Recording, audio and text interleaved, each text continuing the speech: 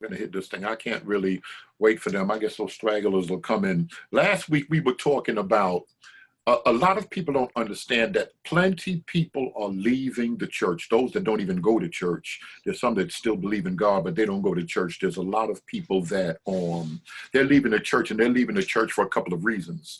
But one of the main reasons has to do with race and racism, because America has not ever answered for her sins. Plain and simple. There's no other way to cut it. We got some church folk out here trying to act crazy, trying to act like we can just go on like everything is okay. But too many people, when we start dealing with the comedic community, the conscious community, they're dealing with our history.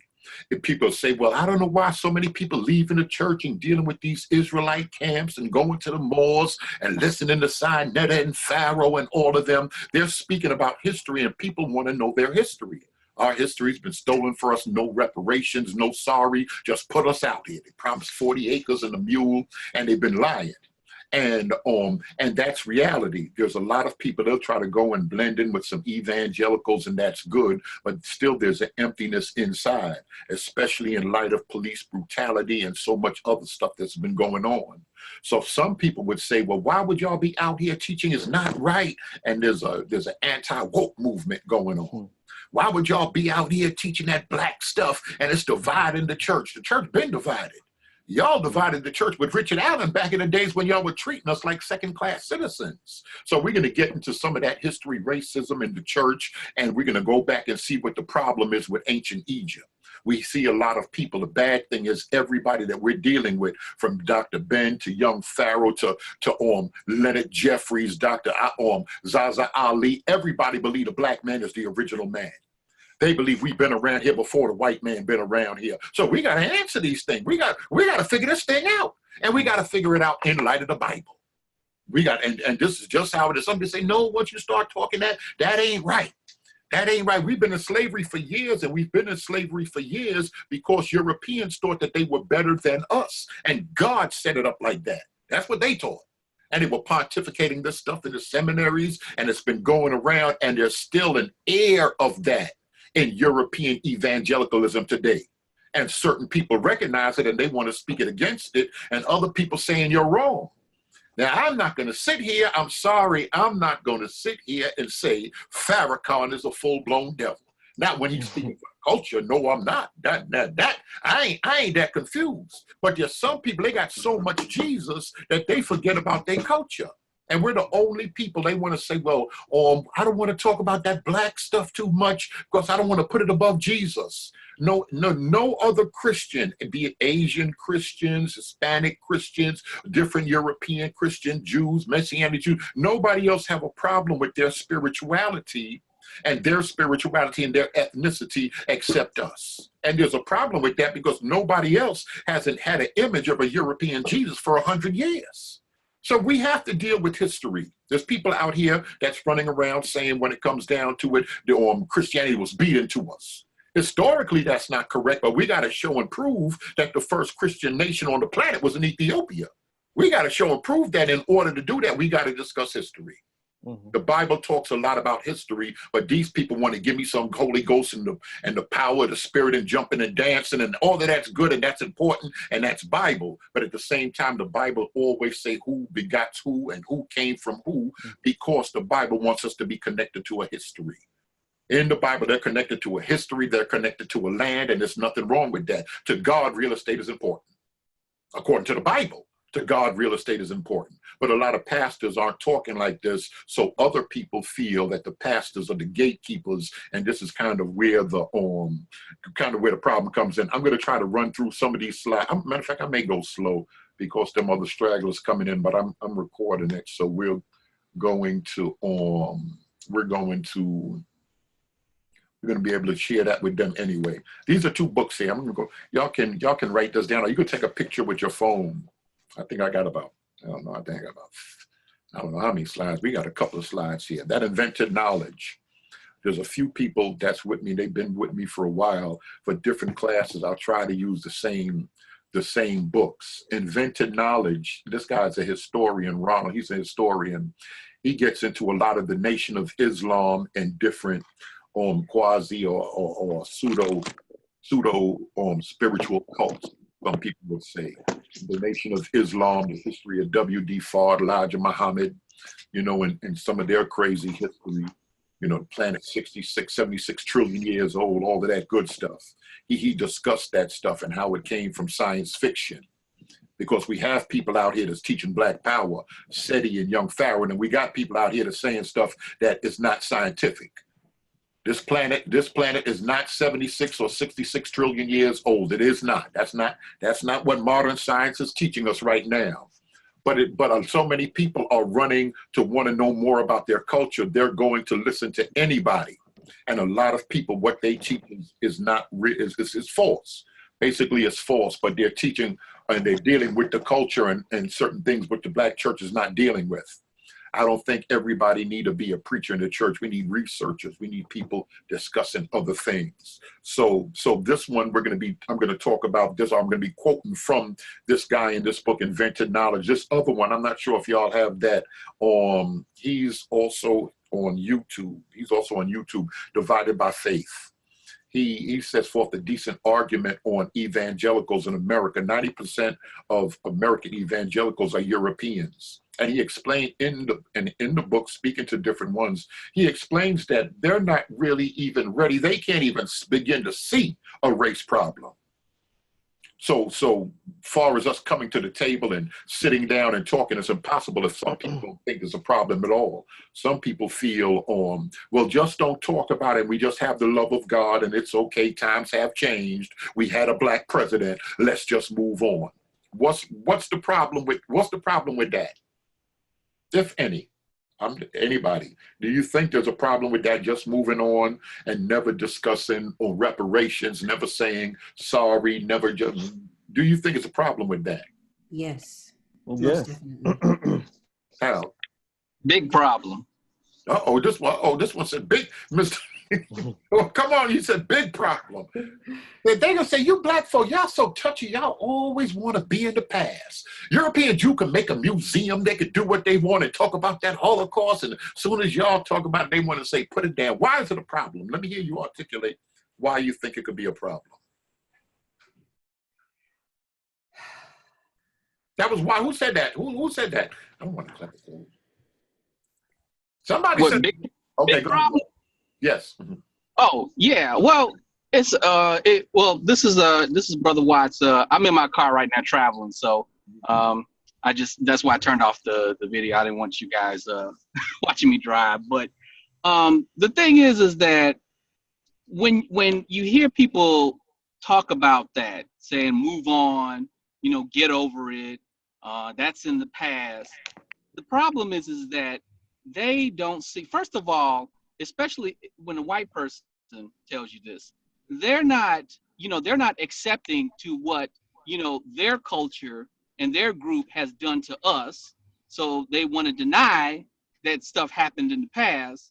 And secondly, they don't see some of the stuff that has happened in the past. Most of what slavery has done to our ancestors is affecting us today.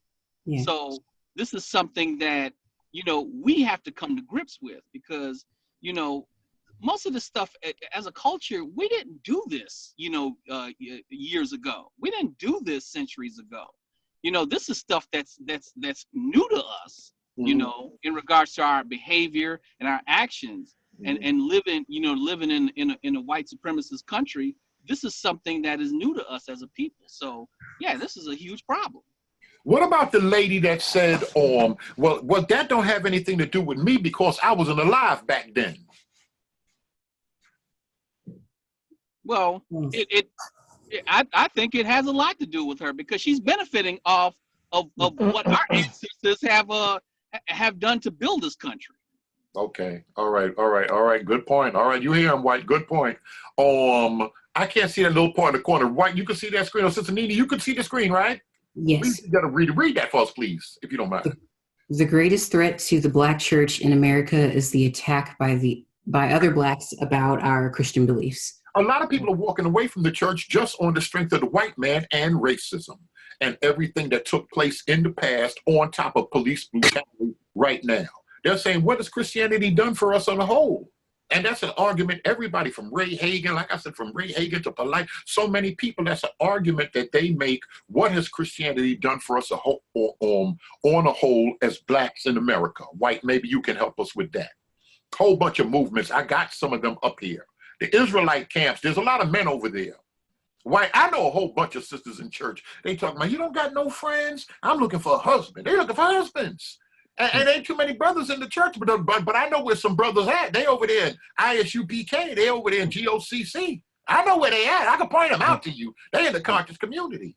And it got to be some type of problem. Some people say, oh, it's no big thing, but it got to be some type of problem that the mass exodus started in the black church, and it started with the men. What would make the men want to leave the church first? Sister Nee, what do you think about that? I don't know. Maybe these other organizations really affirm not only their blackness, but their manhood as well. And maybe the structures, I don't know too much about all of them, but the structures, they can be leaders, the leaders that they're trying to be, but can't really be in our society today. That's the only answers that I have. That's not bad. Come on, wait on somebody else. It's the Israelite camps. These are one. It's the esoteric orders, all those secret orders. A lot of people join to that. Freemasonry, the Greek lettered organizations, all type of fraternities people are involved in. When you see KMT, that's Kemet, or that's Kemetic spirituality. We normally separate that from the influx 323 of Alexander the Great. After Alexander the Great and the Greeks came on the scene, they started calling it Egypt. Prior to that, the land of Egypt was known as Kemet, or KMT, or the land of Ham, according to the 105th Psalms. We look at the Bible as history. That's another thing. A lot of people say, you got to understand how to read the Bible. There's plenty of people that look at the Bible as myth. But we believe the Bible is historical. There's allegory in the Bible. There's metaphors in the Bible, but on a whole, we believe a large part of the Bible is historical narrative. And basically the New Age movement, ye are gods. That stuff been around. White folk been rocking with that. And black folk been saying that through Clarence 13X, the black man is God. Where did this God doctrine come from? So we're gonna run through some of that right there. They tried to write us out of history. I don't care if you're a believer. People's trying to make us feel ashamed being believers on the Bible, being believers on the Lord, and speaking facts. A lot of black people even out here saying, when you speak facts, oh, that's not God, that's not the love of God. Why? Because we say the white man stripped us of our religion and our name. The truth is truth. Truth is truth. If it makes you feel good, if it doesn't make you feel good, truth is truth. So we got to keep that in mind. These are some other things we have to keep in mind. You want to read that for us, please? Who? Yes, you. Oh, me. Okay, sorry. Things to remember. You have to guard your heart when dealing with things like history and race. Race and racial identity are social constructs. You must know the whole story and not pass one-sided judgments, and never say all when studying society or a group of people. Well, we can start off with you. Then we go to Brother Omar. Why do you think you have to guard your heart when dealing with this stuff? Oh my gosh. It's just like when I watch anything, some type of like PBS special or something, or go to a movie where it has like heavy racial tension, I have to be careful. I have to. That ignorant side stuff coming out. Yes, I come out the theater all mad. But yeah, I have to guard my heart because first, I'm a Christian. I'm supposed to love my brother and my sister. And so I really want to be able to look through the lens of love and just the bigger picture. And I have to make sure that in order to do that, I have to not take things. Yeah, I have to protect my heart when it comes to that, because I can get really angry. I can start saying, I hate these group of people, and I don't want to do that. And it often happens. I know a lot of people that's in church and they started studying history and they basically walked away from the church. Oh, right. Yeah, that was almost me. I can't even deal with this stuff. And these white folk, and then you start hitting them with the white man gave us the Bible. Oh, God, once they start getting beat with that, they done, they out. Come on, what do you think about that? I'll get into the second one because I got another slide coming up on that. But what do you think about that? God in your heart, and you got to know the whole story. Maybe you can build on that right there. You got to know the whole story.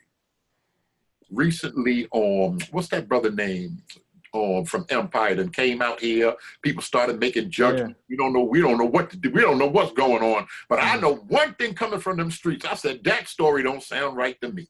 But if you don't have the whole story, you can make a one-sided judgment and not know the whole thing. Let me give you another example when we start dealing with race. A lot of people don't know that the majority of white people did not have slaves. A lot of people don't know that. A lot of people don't know that Indians had slaves. So we'll start hating one group of people, one whole group of people. A lot of people don't know that there were radical whites that were believers like Quakers that worked the Underground Railroad, and we were in their homes and they were feeding us and helping Harriet Tubman.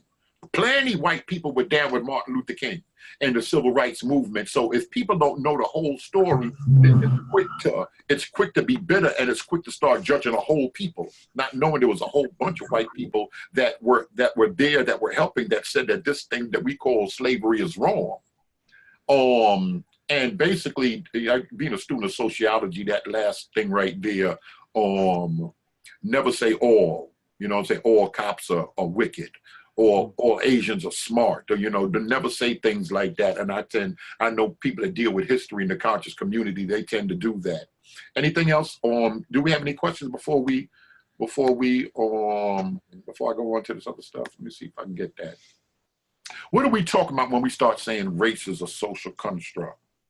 There's certain things that occultists know. There's certain things that the rulers know, the elite know. Certain stuff is make-believe, but make-believe works, especially when you're trying to control a large group of people. What do we mean when we say that white or white? Or was that Owen that was supposed to take care of this question and the other thing? What do we mean when we say race is a social construct? What do we mean by that?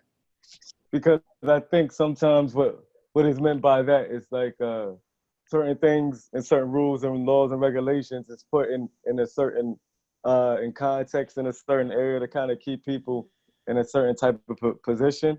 So it's a construct in a sense of that. Like when you're dealing with the slavery, or you're dealing with the black codes, or you're dealing with racial profiling. You know what I mean? It automatically puts you in a construct. And I think it's an imperative to be able to look at it from such like, wow. It's good and I think if people use it as a tool, people would use this race thing as a tool that they can keep people divided. They can keep people divided. A lot of people don't know, even back in the days when people were over here, when we were over here fighting for freedom, there were some European factory workers, there were some people back in England, and they said that we hear that our brothers over there want to be free. They're regular workers like we're regular workers, but they're not getting paid for anything, and they want to be freed from slavery, and they actually signed petitions. They signed petitions. They were like, so everybody wasn't down with that thing right there. I hope you can see, Sister Rita. I hope you can see that screen. Can you? Yes. It's kind of small. It's a little bit smaller than the. No, it's fine. Okay. It's just some of it's hidden behind the little. Oh, you can see that thing too? Yeah. Oh, I didn't think you. Get rid of it. Okay, let me see. I didn't think. Let me see if I can. Oh. Okay, it's gone. Oh, it is? Yeah. Okay. My husband just told me what to hit. Oh. Okay. Race is not biological.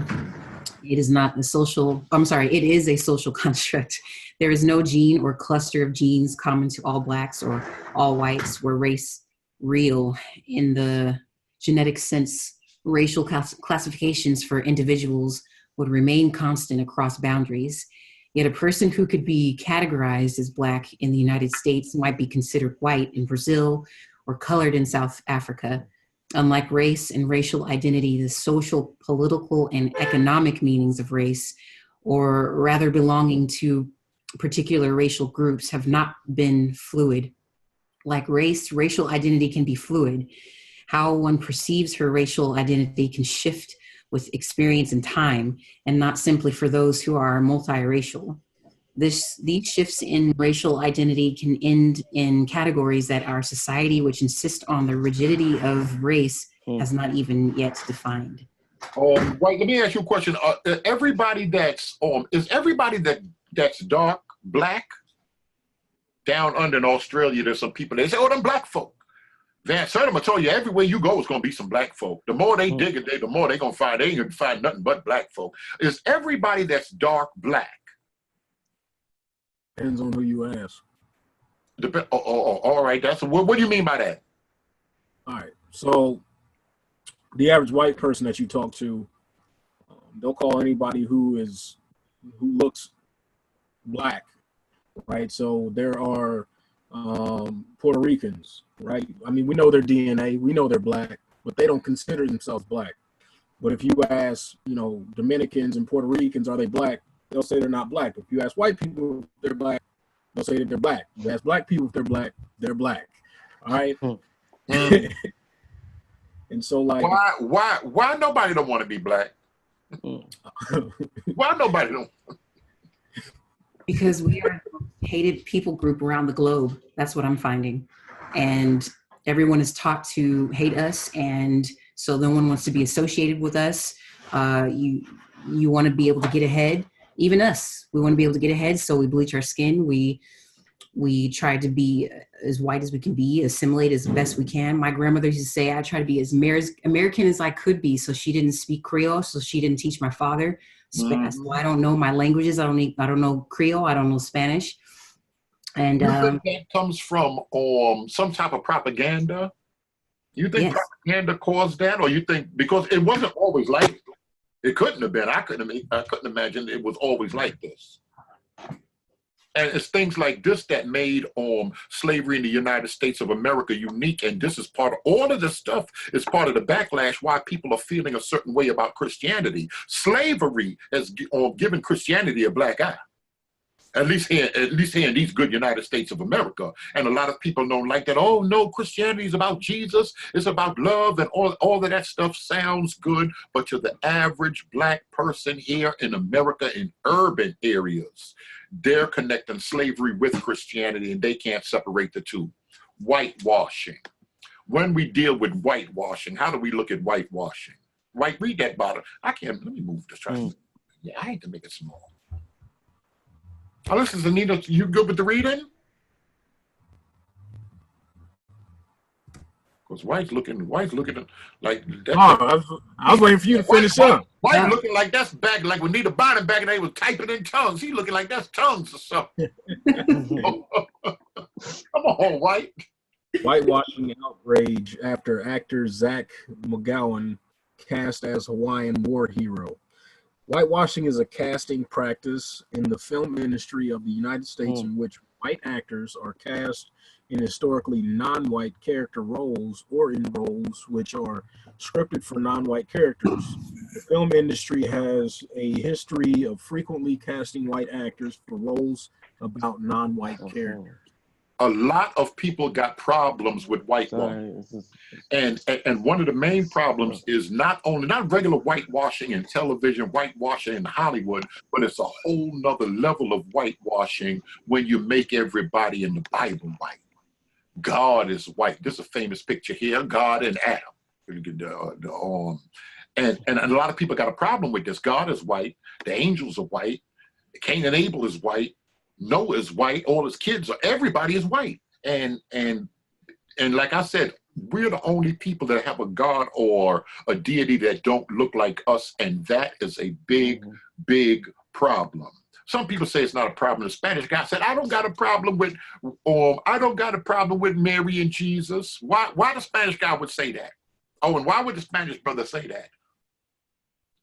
He said he ain't got a problem with the white Jesus and the white Mary. He liked the white Jesus, the white Mary, his grandmother and everybody in his house, and his sisters and uncles, and all of them like the white Mary and the white Jesus. Because the majority of us been conditioned to say, oh, color doesn't matter, but actually being conditioned to those pictures and those phrases, it does, whether you subconsciously or unconsciously know, it does do something to you. So of course, when I get older, it's like I don't have a problem with it. Because we already been conditioned, and then coming from the Hispanic, and then coming from like dealing with Italy, Italian, and the Spaniards and all that, it's a mixture. So I can understand why. You would Yeah, say something. and they look closer to them, so they don't mind. And they've had them images for so long. The Spaniards and all of them, they've had the Catholic Church had given them those icons so long they're used to it. Plus, it looks closer to their complexion, so they're not going to have a problem with that. Mm-hmm. So everywhere we see there's been a whitewashing, and that's kind of problematic because that's an attempt to write people out of history. And like I said, you could any way you slice the cake, they have written us out of history. Last week we were talking about Burnell's book, Black Athena. Now Burnell was a scholar, and a lot of people was upset. I think he's still alive. I don't think he passed yet. Left Mary dead, but I think he's still alive. Burnell is dead. Oh, he died too? Okay. Yeah, he died too. All right. So a lot of people had a problem with what he was saying because he was saying that the Greeks and Greek civilization owed so much. The same thing. James said that Greek civilization owed so much to the Egyptians and the Phoenicians, a darker people.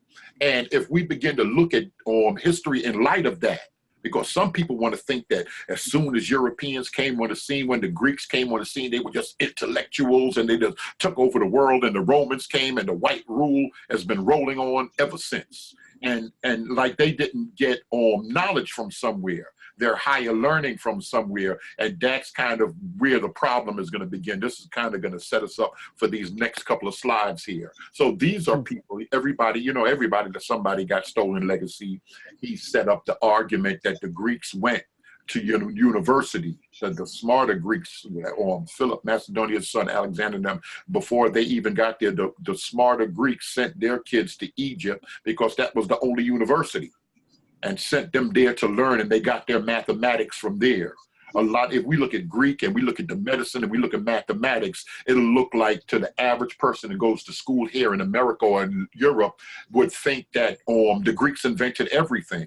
It's impossible to have pyramids without mathematics, without understanding certain things, geometry, without understanding certain things. To have a calendar, you have to understand the movement of the stars. To understand the seasons, you have to have that. So before the Greeks got there, somebody had to have it. And I'm going to give y'all some dates, because some dates are going to come in, and the dates are going to be a problem. Any way you slice the cake, our European evangelicals, there's certain things that the Bible, everything is not in the Bible. And we're not going to hell for saying that. Everything is not in the Bible. So we got to get to figuring out and looking at some of this other stuff. Because there's some other information out here, and it's challenging certain things that we've been taught. Now, what we've been taught, is it European culture or is it the Bible? Is it traditional or is it the Bible? Because a lot of times people got them two things twisted. And we spoke about Boyd, he wrote Who Was the King of Glory, and a whole bunch of other stuff. These are some of his books right here. He's more in the esoteric field. But those were Europeans, and they looked up to Egypt and Africans and just blacks in general for having a high civilization. Y'all know when they started our history started with us in slavery. At least that's what they told us. And all of this stuff, that's very smart. That's even done for a reason. That school in America is teaching that. That's even done for a reason. But people would say, man, listen, when it don't make no difference, that don't have nothing to do with Jesus, and the church ain't got no business teaching that. What you got to say about that? That ain't got nothing to do with Jesus. You ain't heaven or hell. That ain't got nothing to do with you knowing knowing who the original man is. Sister Nina, you got something to say on that? Because it really don't. Do it? I don't know. White, oh man, White. Her first day in class, she talking about she don't. No, because let me see, because the Jews, their spirituality is connected to their history. Mm-hmm. Ah man, I don't know. She said she don't know. Let's go on. Let's just see what's what. It all got to do with race. Now, remember, we said a couple of slides back that race is a social construct. Race is make-believe. Race is make-believe, but it's real to us right here, right now. You can act like, oh, well, I don't care about race, but then you go walking through certain cities, certain towns late at night, and you can act like you don't care about race all you want to. Some people get to pulling up on you in a pickup truck with some guns. You're going to say, oh, man, this thing is real. And that's race is real to them. It might be a social construct, but it's real to them, and it's laid out that way for a reason. All right. You ready to read? We can go through a couple of slides. I think it's back to you, Sister Nina. White's listening to some more of that 50 or that Biggie Smalls, Sister Hill. I don't know what he's doing, but come on, you can read. Okay, if the powers that be just told the whole truth, the world would look at us differently. And a lot of times people don't know it, but even know it willingly or unwillingly, a lot of people come here, even foreigners come right now, and they already know to disrespect African American. They know they get over here, those people are beneath me. That's how come people are so shocked. How can foreigners come and even disrespect us? Things are set up that way. They're not coming here crazy. Asians are coming over here and they feel a certain way, and they're treating us away for a specific reason. This is how our history starts. If anybody, history starts with pictures like this, with slavery, with you being oppressed, with you being a servant and servitude for hundreds of years working for free, it's going to be a problem. And even pictures of lynching. And I want to bring up something that a lot of people don't know, Owen. A lot of people don't know the majority of lynching that took place in this country took place after slavery was over. When we was running around here working for these folk for free, they wasn't killing us because a few people died by mistake getting beat here and there, but they wanted some free labor, so they wasn't running around killing folk. After folk didn't want to work from them no more, that's when the lynching started. With Birth of a Nation and all of that other stuff. That's how come I was asking Sister Nita about that propaganda, because a lot of stuff like Birth of a Nation, which was the first movie coming out, and it was, was played in the White House, and the president said this is so real, and it's lifting up the Ku Klux Klan. That's all propaganda.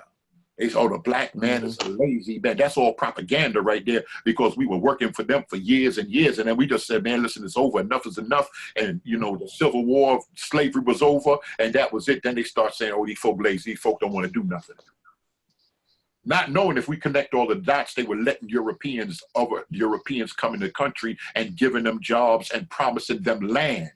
They said, if you can make it over here from Europe, you're going to get land, when we couldn't even get our minimum 40 acres and a mule. But that's another story. So we've been living with stuff like this. We've been living with this for a while. For some reason, it's easier for unsaved people. It's easier for SETI. It's easier for Ivan Van Sertima. It's easier for Dr. Ben John Henry Clark to discuss that, because Christians, some way, there's a conflict with our spirituality and what we've been through. So once you get saved, a lot of believers don't want to discuss race. It's hard enough, but they don't feel comfortable discussing race. That's the Birth of a Nation that I was just talking about. Now we're going to get into this theory thing, where we start dealing with a theory. I got this from the American Museum of Natural History. I think this is important, because in the hood, on the block, the way we use the word theory, what's the name of them got shot over there, and they got shot. I think that girl Lisa lined him up, and we just don't. That's just a theory. Yeah. We throwing stuff around what we think. Oh, he met somebody on Backpage. He was doing this. He was like, oh, hold on, where you getting this from? You just making stuff up now. Oh, come on, you want to read? I mean, reader, you ready? Me? Yes. You're the official reader. Okay. What is theory? In everyday use, the word theory often means an untested hunch or a guess without supporting evidence. But for scientists, a theory has nearly the opposite meaning. A theory is a well-substantiated explanation of an aspect of the natural world that can incorporate laws, hypotheses, and facts. Now remember, this is from AMNH, Museum of Natural History. Because the Bible don't say everything. When you spooked out in the book, you think the book is saying everything to everybody on every subject. The Bible ain't, I often say in my videos, people doing too much with that book. The Bible don't talk about everything. The Bible's not giving you everything, and every answer is not in the Bible. Because every answer is not in the Bible, people has come up with theories to understand certain things. You can deal with Cain and Abel. Cain killed Abel. People say, well, Cain had a mark on him. He went to a city. Where did he find his wife? People come up with theories. What happened to when Jesus was 12, he was in the temple. After that, we don't see him again until he's 30 years old, getting ready to get baptized by John. Where was Jesus for them 18 missing years? Or what they call lost years. People come up with theories. One of the theories that people come up with is pre-adamism, or pre-adamic theory. This pre-adamic theory teaches that before Adam and Eve, there were people on this planet before Adam and Eve. They don't talk about it in church, but they'll discuss certain things like this in seminary, and other groups have used this for their benefit.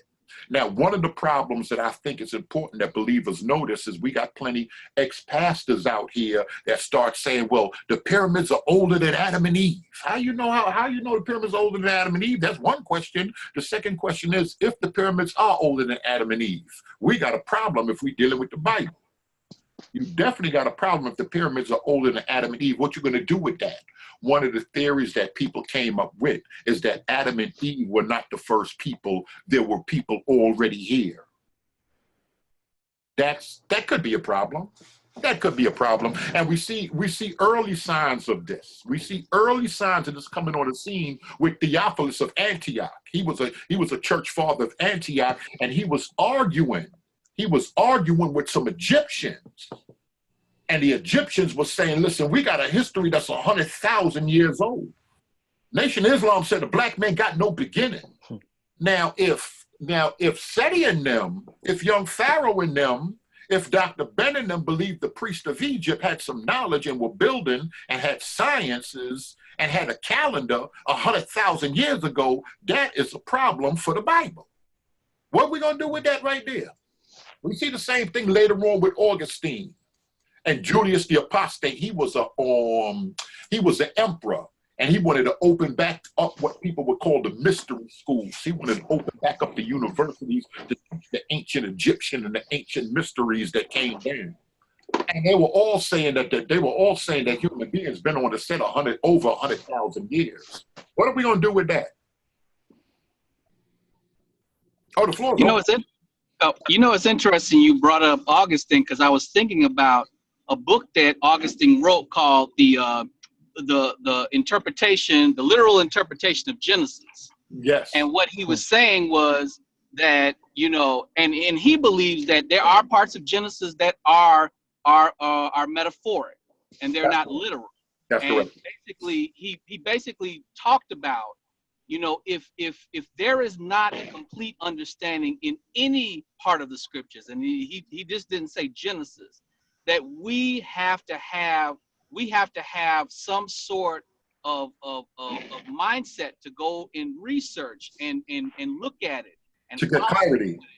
Yes, because the thing is that we sometimes we have biblical misinterpretation because we take a lot of things literally. Because we exactly. And that could be a problem. But to be honest, some people feel, this stuff is too heavy for regular church people, so they don't want to discuss it. So you won't hear this in church. And then when you run across an Israelite, when you run across somebody in a Moore Science Temple or some other people, they'll start throwing some stuff out there, some theories out there, and the average believer never heard of it before.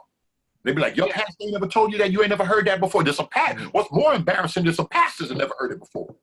So by the time they run into some people in the street, like I heard Professor Griff saying, the first thing I do when I run up on them Christians, I ask them about Lilith. The average Christian ain't never heard of Lilith. And all of these, it has nothing to do with their salvation, but this begin to show you what people are reading, other sources, and what material people are dealing with. Well, Lilith for y'all is who a lot of rabbinical students believe was Adam's first wife. Before Eve came on the scene, Adam had a wife named Lilith. She wanted to be free. She represented the liberal woman, let's say, and one day they were going to make love, and she said she wanted to get on top, and it started a big argument, and she flew away. And this is rabbinical tradition. This come on the set 500 years after the fact. But this is rabbinical tradition, and then later on, some angels went to tell her, you got to go back to your husband, and it was a whole big thing. And that's where they believe the succubus come from, and all of that stuff. Where, we get sudden infant death syndrome. Back in the days, babies used to die in the crib, and some people want to equate Lilith with that.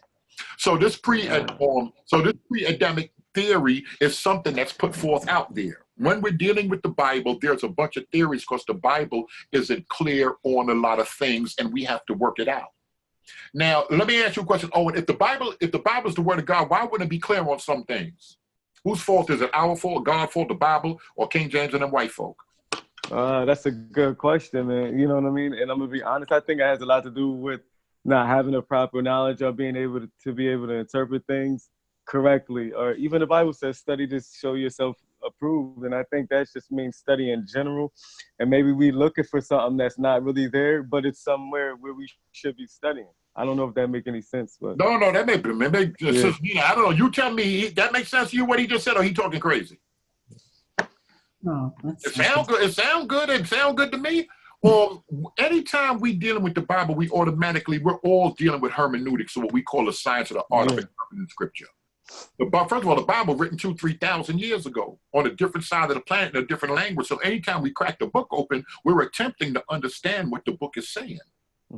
So we're coming to certain problems with that. Some people spoke out and say, well, I got the Spirit. The Spirit will tell me what the book is saying. No, the book say to study. The book don't tell you the Spirit just gonna tell you everything.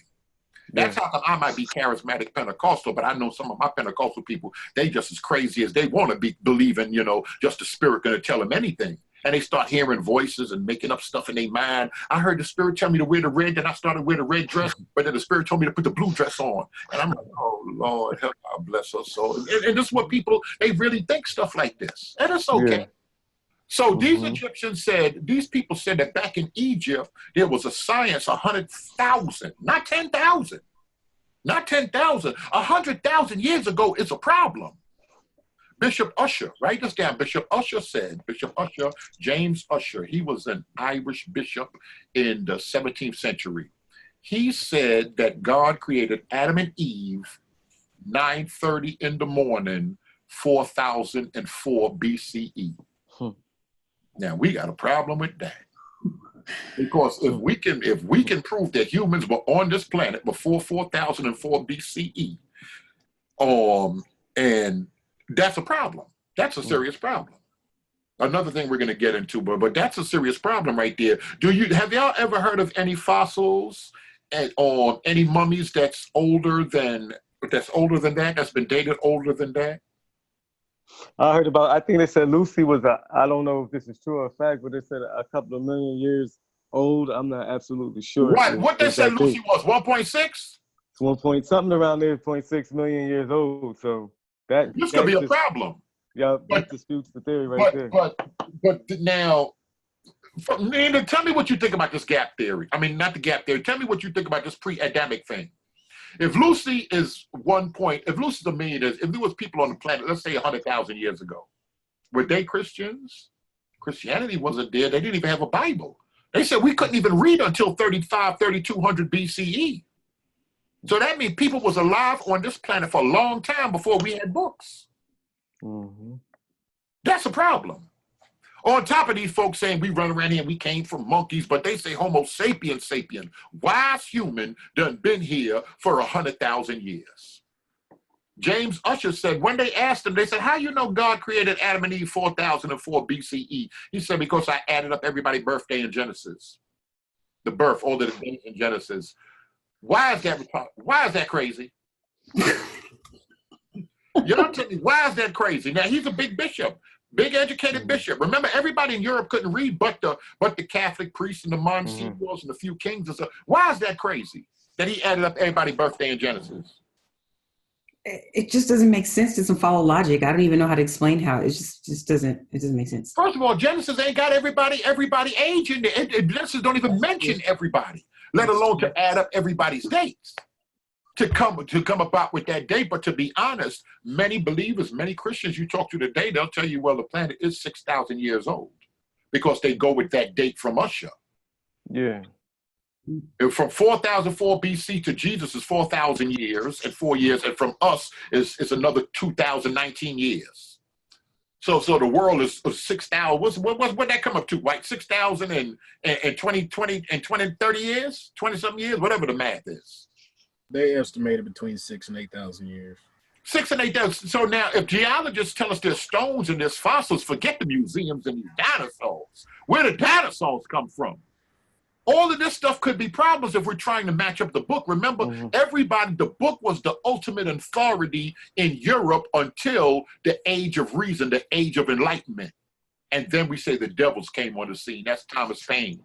Those deists, those people trying to say we got to use our brains. We got to use reason, and we got to make sure that we're not reading that book that might be myth, and we're reading myth as history.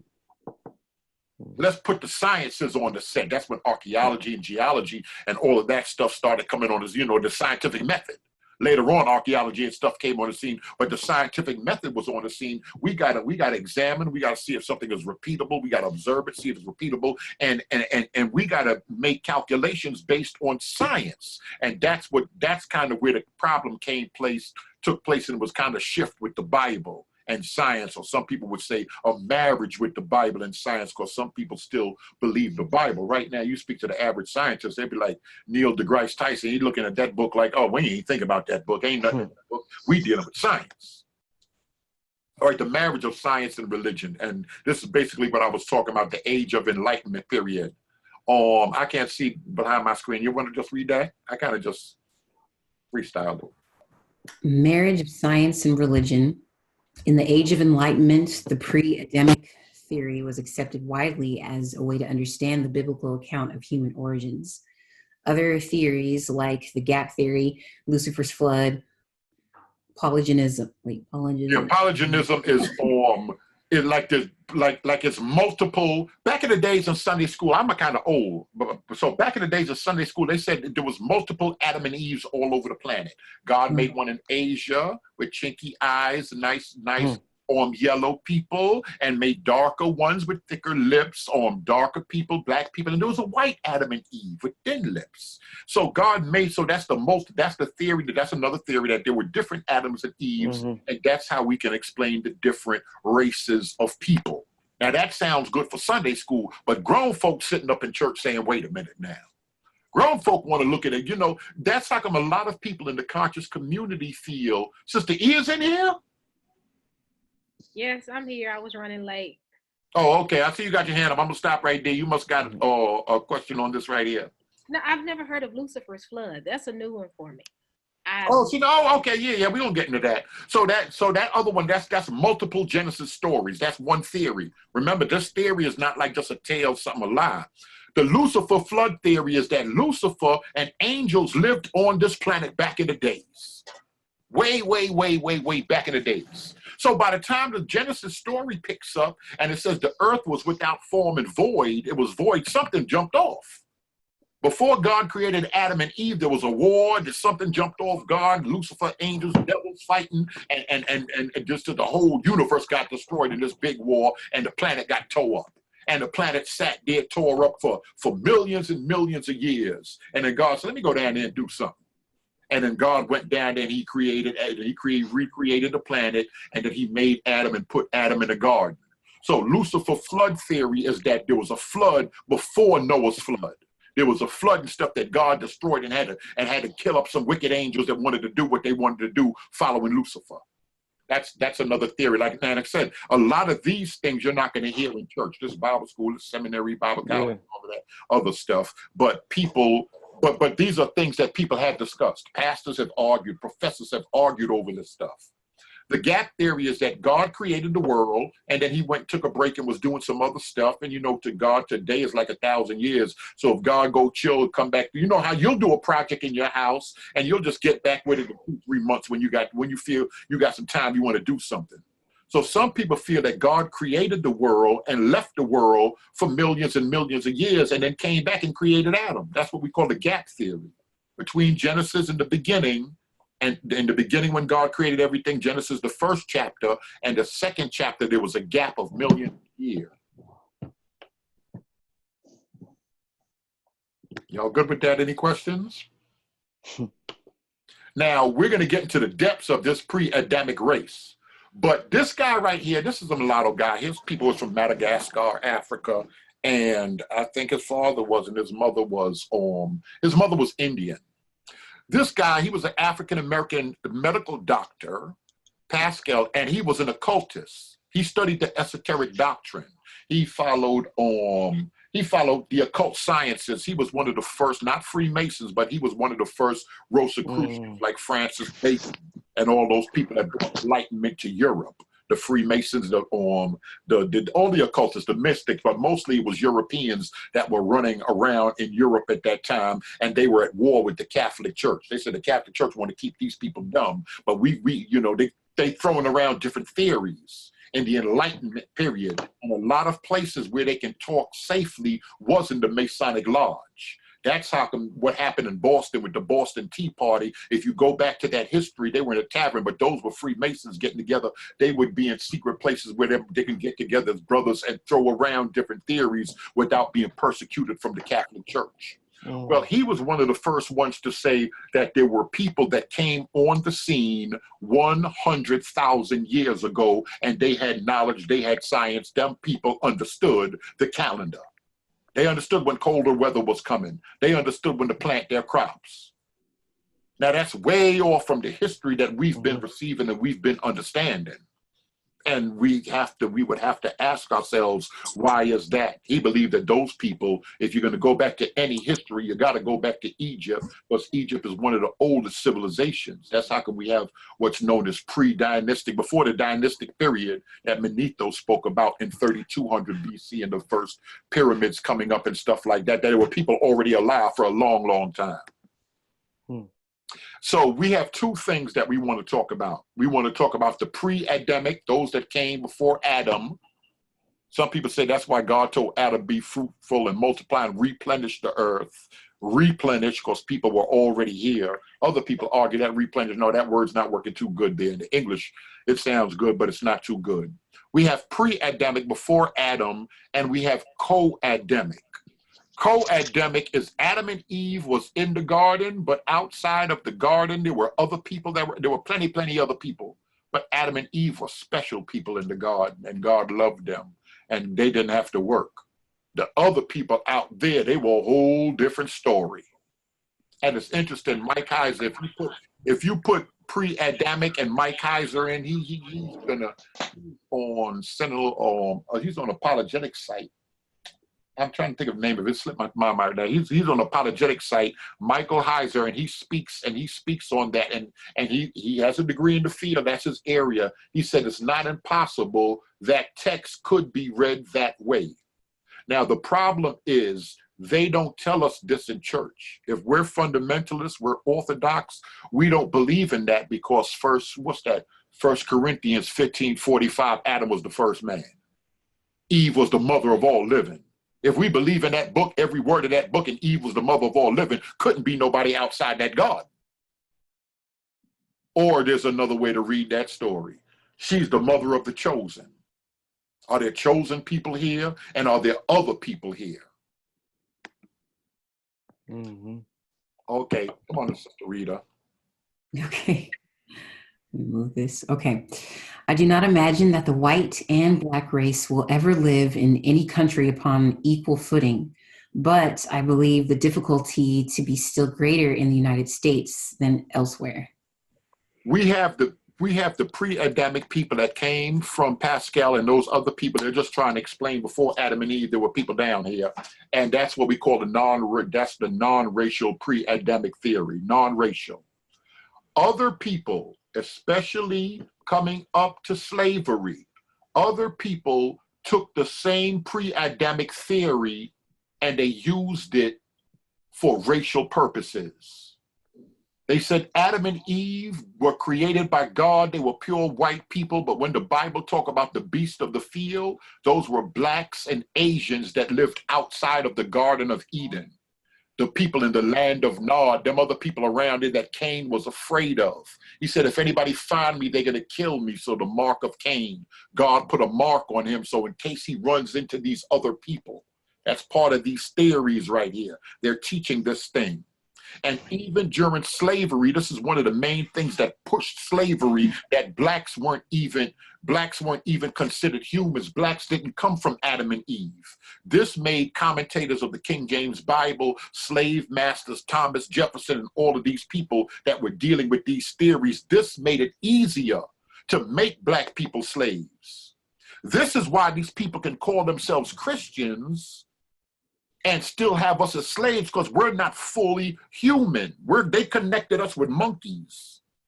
We're not fully human. We can't be fully saved Part of us, maybe God can do something with, but they're doing a favor by making us, who God created us to be, the beast of the field. And we're here basically to serve them. Some of them wanted to go to the curse of Canaan with Noah on the ark, and to the racist Babylonian Talmud and all of this other stuff. That's how come people ask, from whence cometh thou? This is the whole thing with us, with the occult, with the conscious community, the Bible, and Europeans. Everybody in the conscious community want to know where the white man come from.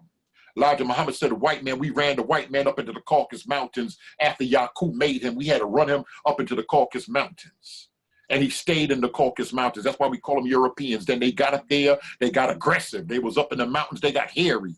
It was dark up there in Europe in the mountains and moist, and their hair began to grow. So back in the 70s, you see pictures of Europeans, they all on the beach with a hairy chest. And that's where that come from, because because they were in the mountains so long, separated from us. But they use the same thing to say this is where blacks come from. Blacks are the beasts of the fields, and blacks are less intellectual than us. They're beneath us, and they begin to set up what we call scientific racism.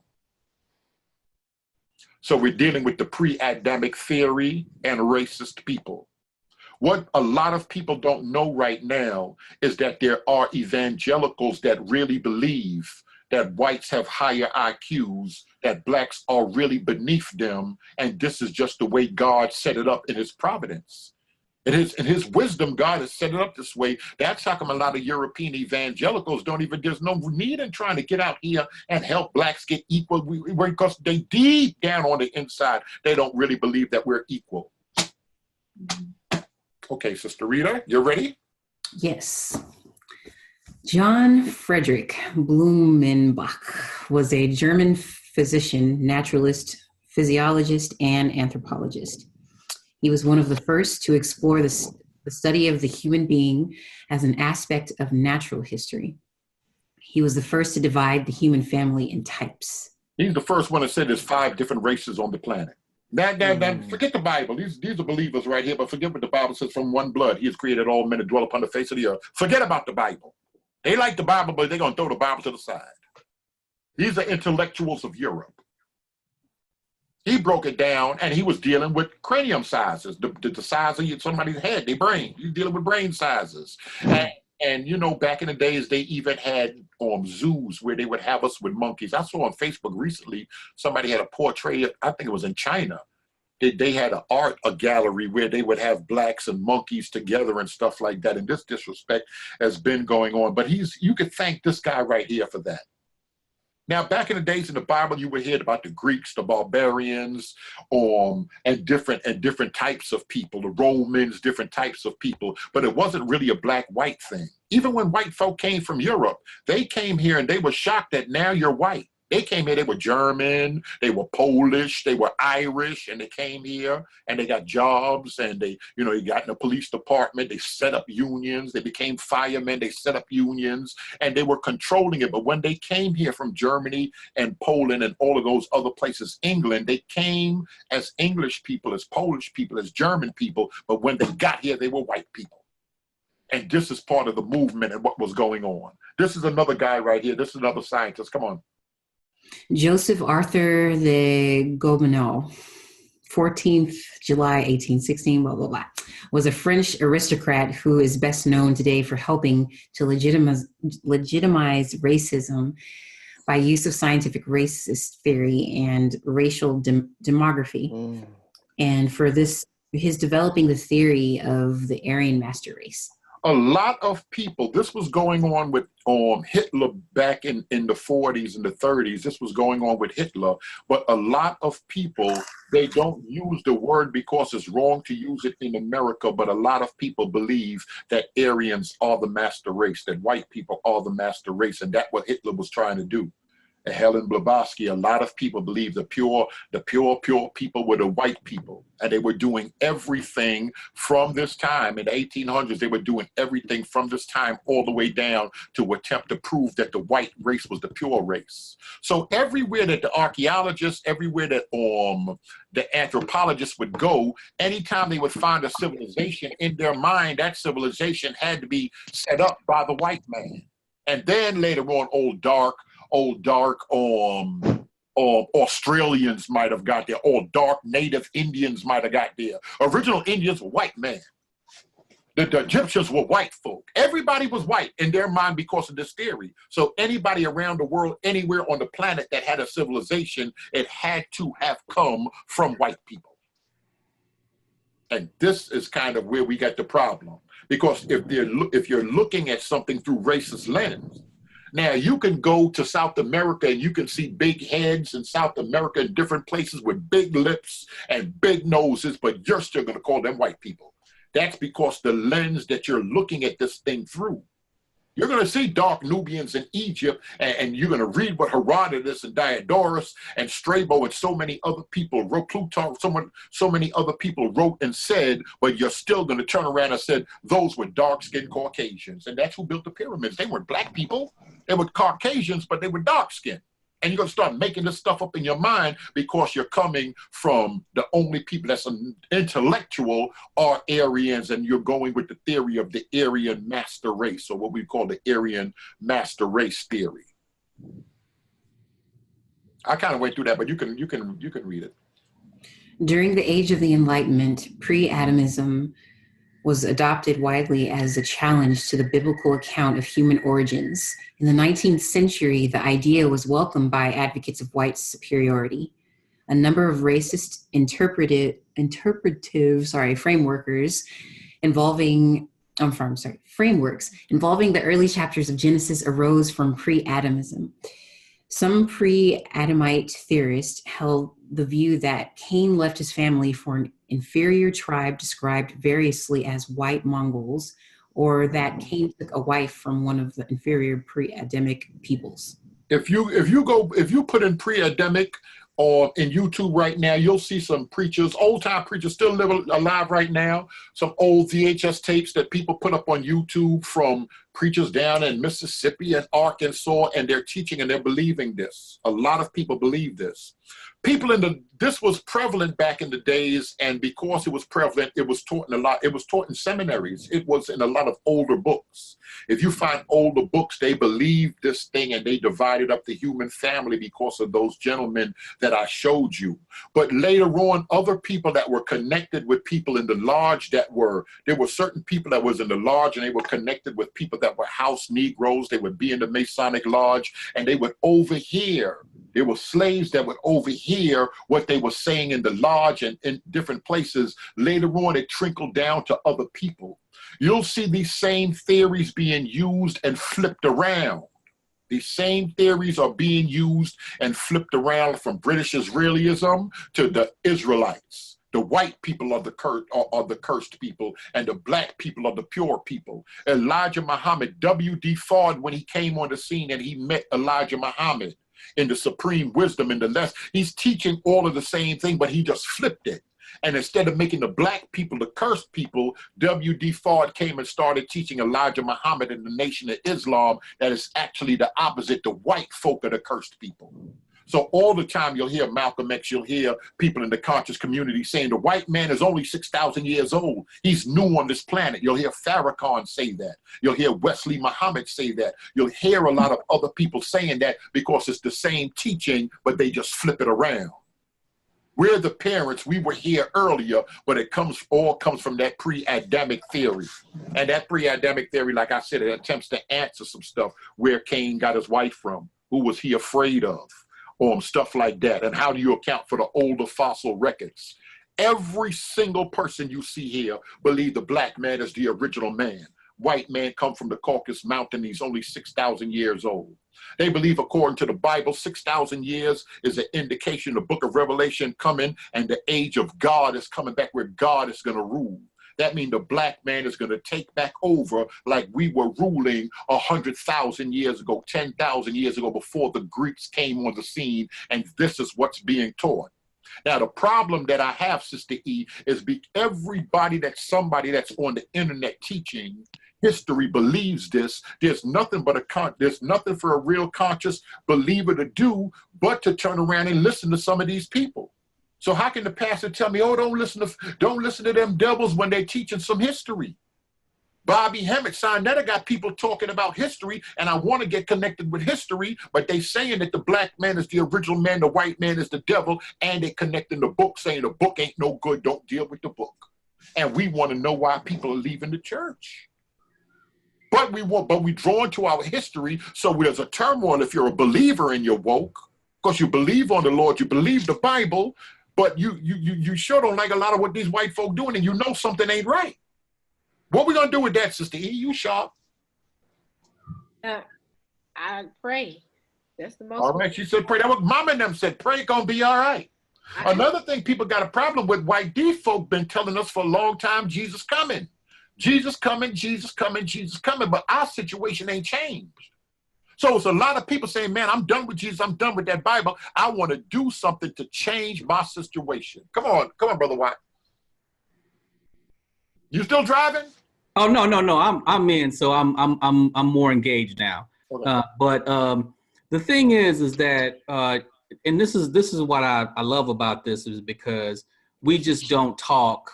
We just don't talk biblical, or we don't talk Christian, but we try to incorporate what's going on in real life. This is what church is actually supposed to be, So it's like, how do we take what's in the Bible and try to relate it to, what's going on in our situation right now?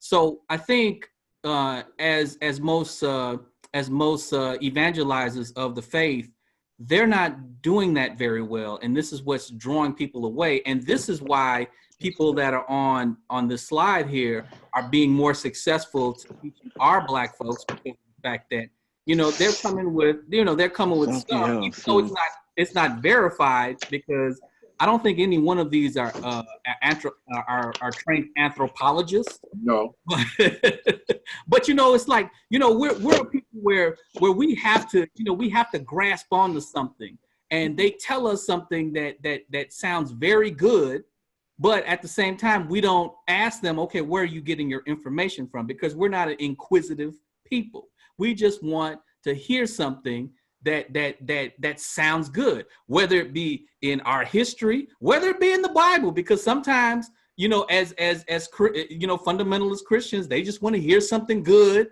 we want something good, especially you black folks. Shoot. Yeah, especially black folks. So they just want to hear something good without trying to get an inquisitive mind on, okay, try to vet this information, But another thing, but Harris, this is the problem we got.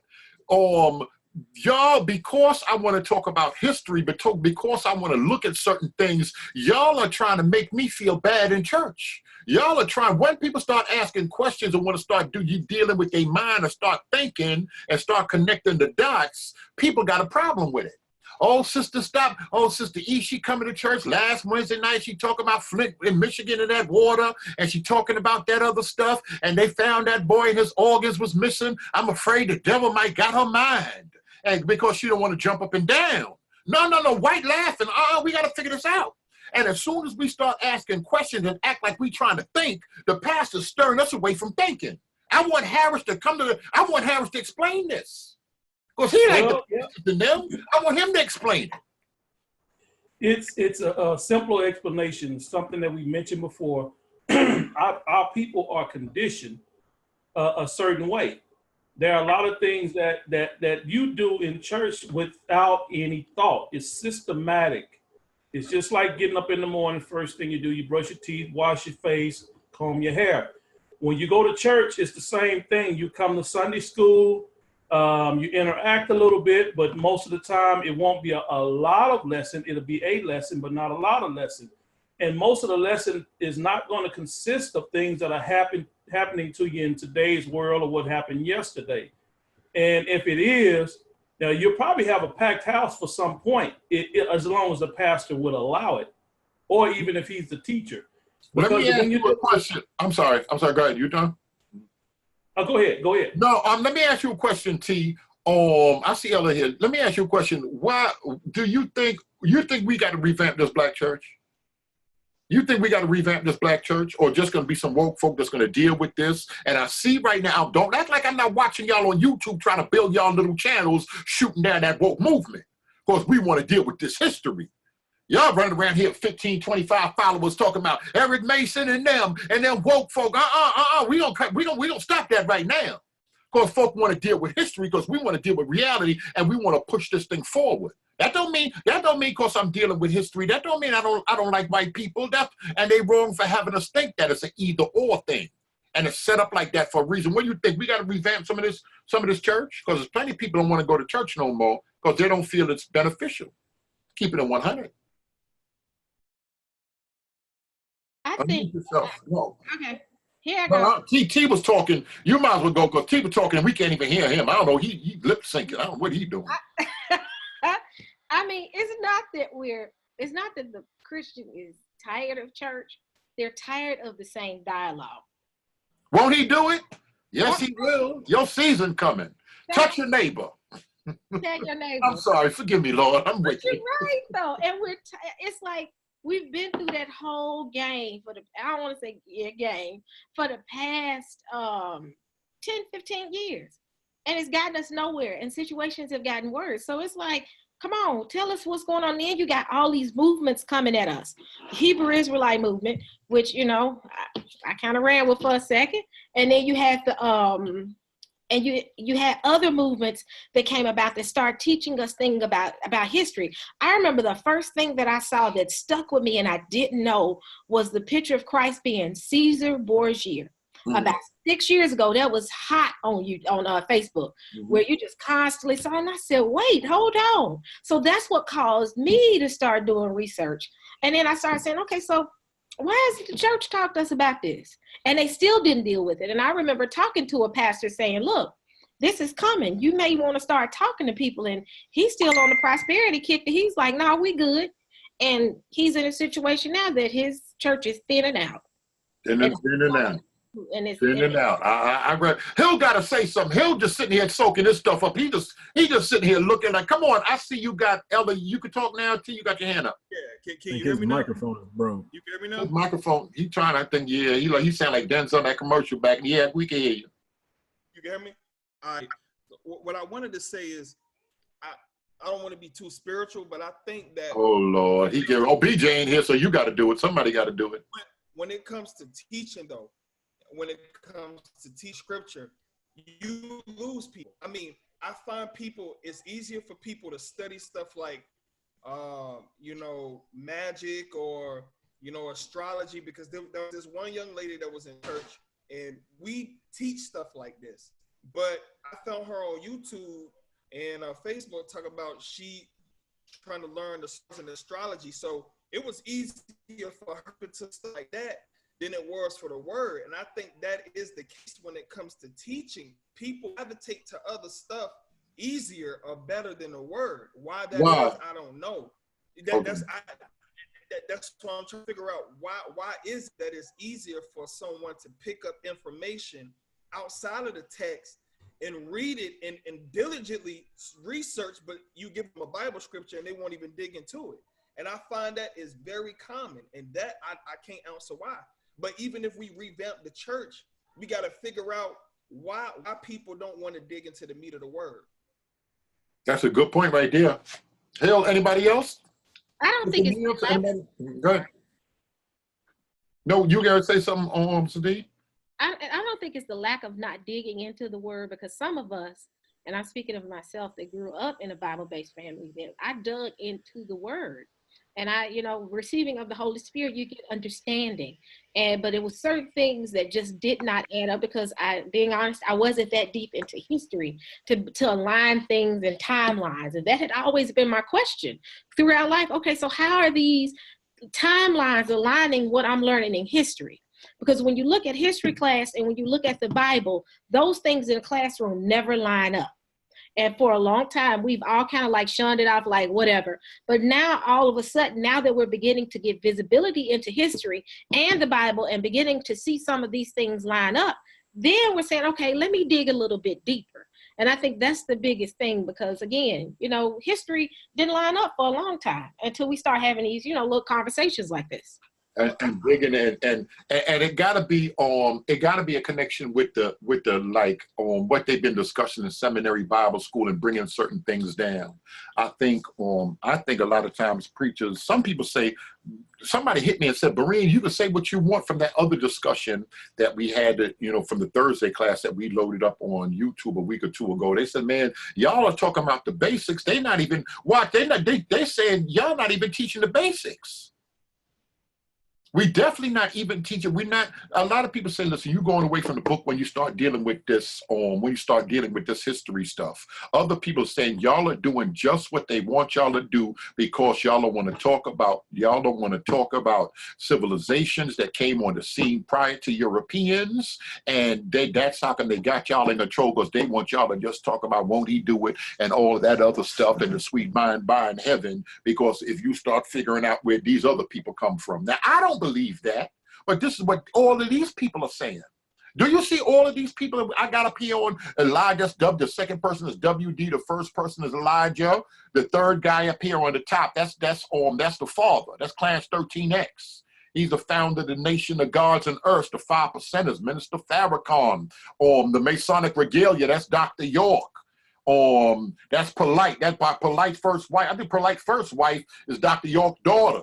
The next guy, the Sarah Suit and Seti, the general, signed up. All these people, Bobby Hemmett signed up, and Phil Valentine, the last guy at the bottom, Bobby Hemmett, and the metaphysical. All these people believe in the esoteric.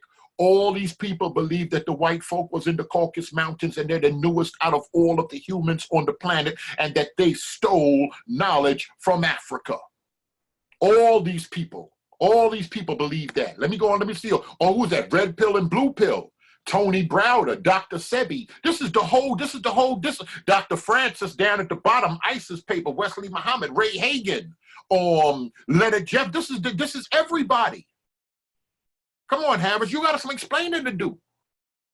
Well, I have more of a question than anything. Why aren't we teaching our history in the church? Even with it, we knowing it, with some of us, not all of us, even with some of us knowing our existence in the Bible. Why isn't it being taught? That's a good question. How many people gonna come out? Folk want to praise, folk want to hear the choir. They don't want to hear us rambling about this stuff. Well, maybe I'm just saying. I'm just throwing that out there. I could be wrong. Where Brother Watts at? Come on, Watts. Let me see. Where you at? Go ahead. Yeah, go ahead. Okay, so you know, the second slide you had with Dr. Clark and Dr. Ben and everybody.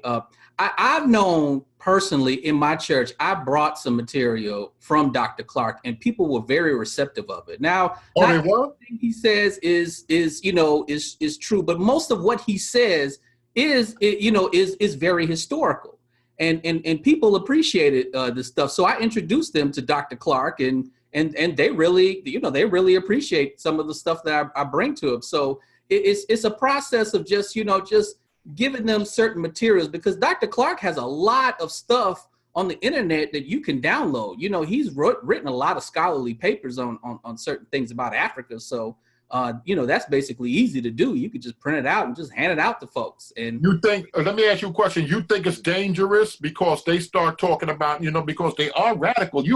I'm not sure if y'all know who the lady is on the bottom. That lady down there on the bottom, they say she crazy, but she was a psychiatrist. She wrote them ISIS papers. She started talking about that pool table and them colored balls, and the white ball got to hit the other balls in. They said that's deep. That's the deep psychopathic nature of the European. And they saved the black ball for the end. And that's how you will win the game. She said if you study deeply, and she wasn't, they say she was crazy, but she had a degree in her area. And she said a lot of things, even the tall, dark, and handsome, and the big cigar. She said there's a science behind all of that and the way these people think. And do you think it's good to introduce Watts? Do you think it's good? Harris, that he took that to the church to introduce John Henry Clark and these radicals to good Christians to confound their mind with wickedness? Well, I want to say this about Africa. I want to say this, Brother Barine. Do you know? Wait, let me see what Harris got to say. Okay, go ahead. Let me see what Harris got to say, because he always coming with something else. Yeah, this is. I think Sister Francis was very good and very excellent, especially in her debates with the Europeans in the 60s, because of the information she placed out in the public. It allowed us to think for ourselves, because the Europeans were very adamant with trying to display our lackness of learning. And they exploited that in such a way where she came to our defense, and she had proof otherwise. With her being a scholar, with the studies that she's done on her own, but later on, her studies actually stayed. She never continued to grow in her studies. She stayed still. So when she was approached often in the 80s, the knowledge that she had about us somewhat diminished. And I believe that was her downfall in the process of her developing the information that she researched. Okay. So yeah, I think it's great in the church. Okay, go. All right, come on, Watts. You got your hand up before I ask this other question, because I want them to answer a question for me. Come on. Okay, so what's ironic is the way I ran across Dr. Francis Cress Welsing some years ago. There was somebody who gave away some books at my church, and one of the books was the ISIS papers. And so I snatched it up. Yes, at my church. So he's Catholic, y'all. He's Catholic. Yes, I'm Catholic. Let me just tell y'all that crazy Catholic. So that's how I got familiar with Dr. Welsing. But you know, just like Brother Harris said, she's a credentialed scholar, you know, and she basically talks in her field about psychology. Now, there are certain things that she does say, like, you know, you were talking about the pre-Adam man and the development of white people. Now, one of her theories is, you know, white people were basically albinos from Africa who moved to Europe. Correct. I don't know how valid is that, because she's not an anthropologist, but at the same time, I do agree with a lot of what she says about the psychology of white supremacy that permeates through our society. So I do validate her work in that field, because she's basically a medical doctor in that field. So, you know, you can't really argue with what she's saying, because she does research on this. Okay, brother. Oh, I got a question. Anybody, I guess I can say, but what do we do? Everybody we just named, we like, apparently a couple of y'all like some of these people, some of these radicals, some of these racist radicals. Apparently some of y'all like them, but what do we do? Because so many of them are anti-Bible, because they connect the Bible with the book, and they believe part of the black man's deliverance is going to be putting that book down. What do we do with that? Should there be more scholars in the church that's called in the church that's going to deal with history, that's going to deal with that stuff? Or should we just go ahead and bring those books, like you said, introduce those to the church and just warn the believers not, you know, you just be careful, read this, but just be careful when, you know, Dr. Ben starts saying that right there, you got to be careful. Come on, Alex, you got your hand up. I believe it's just like scripture taught, that we have to learn how to cohabitate in our efforts on a daily basis, because we do.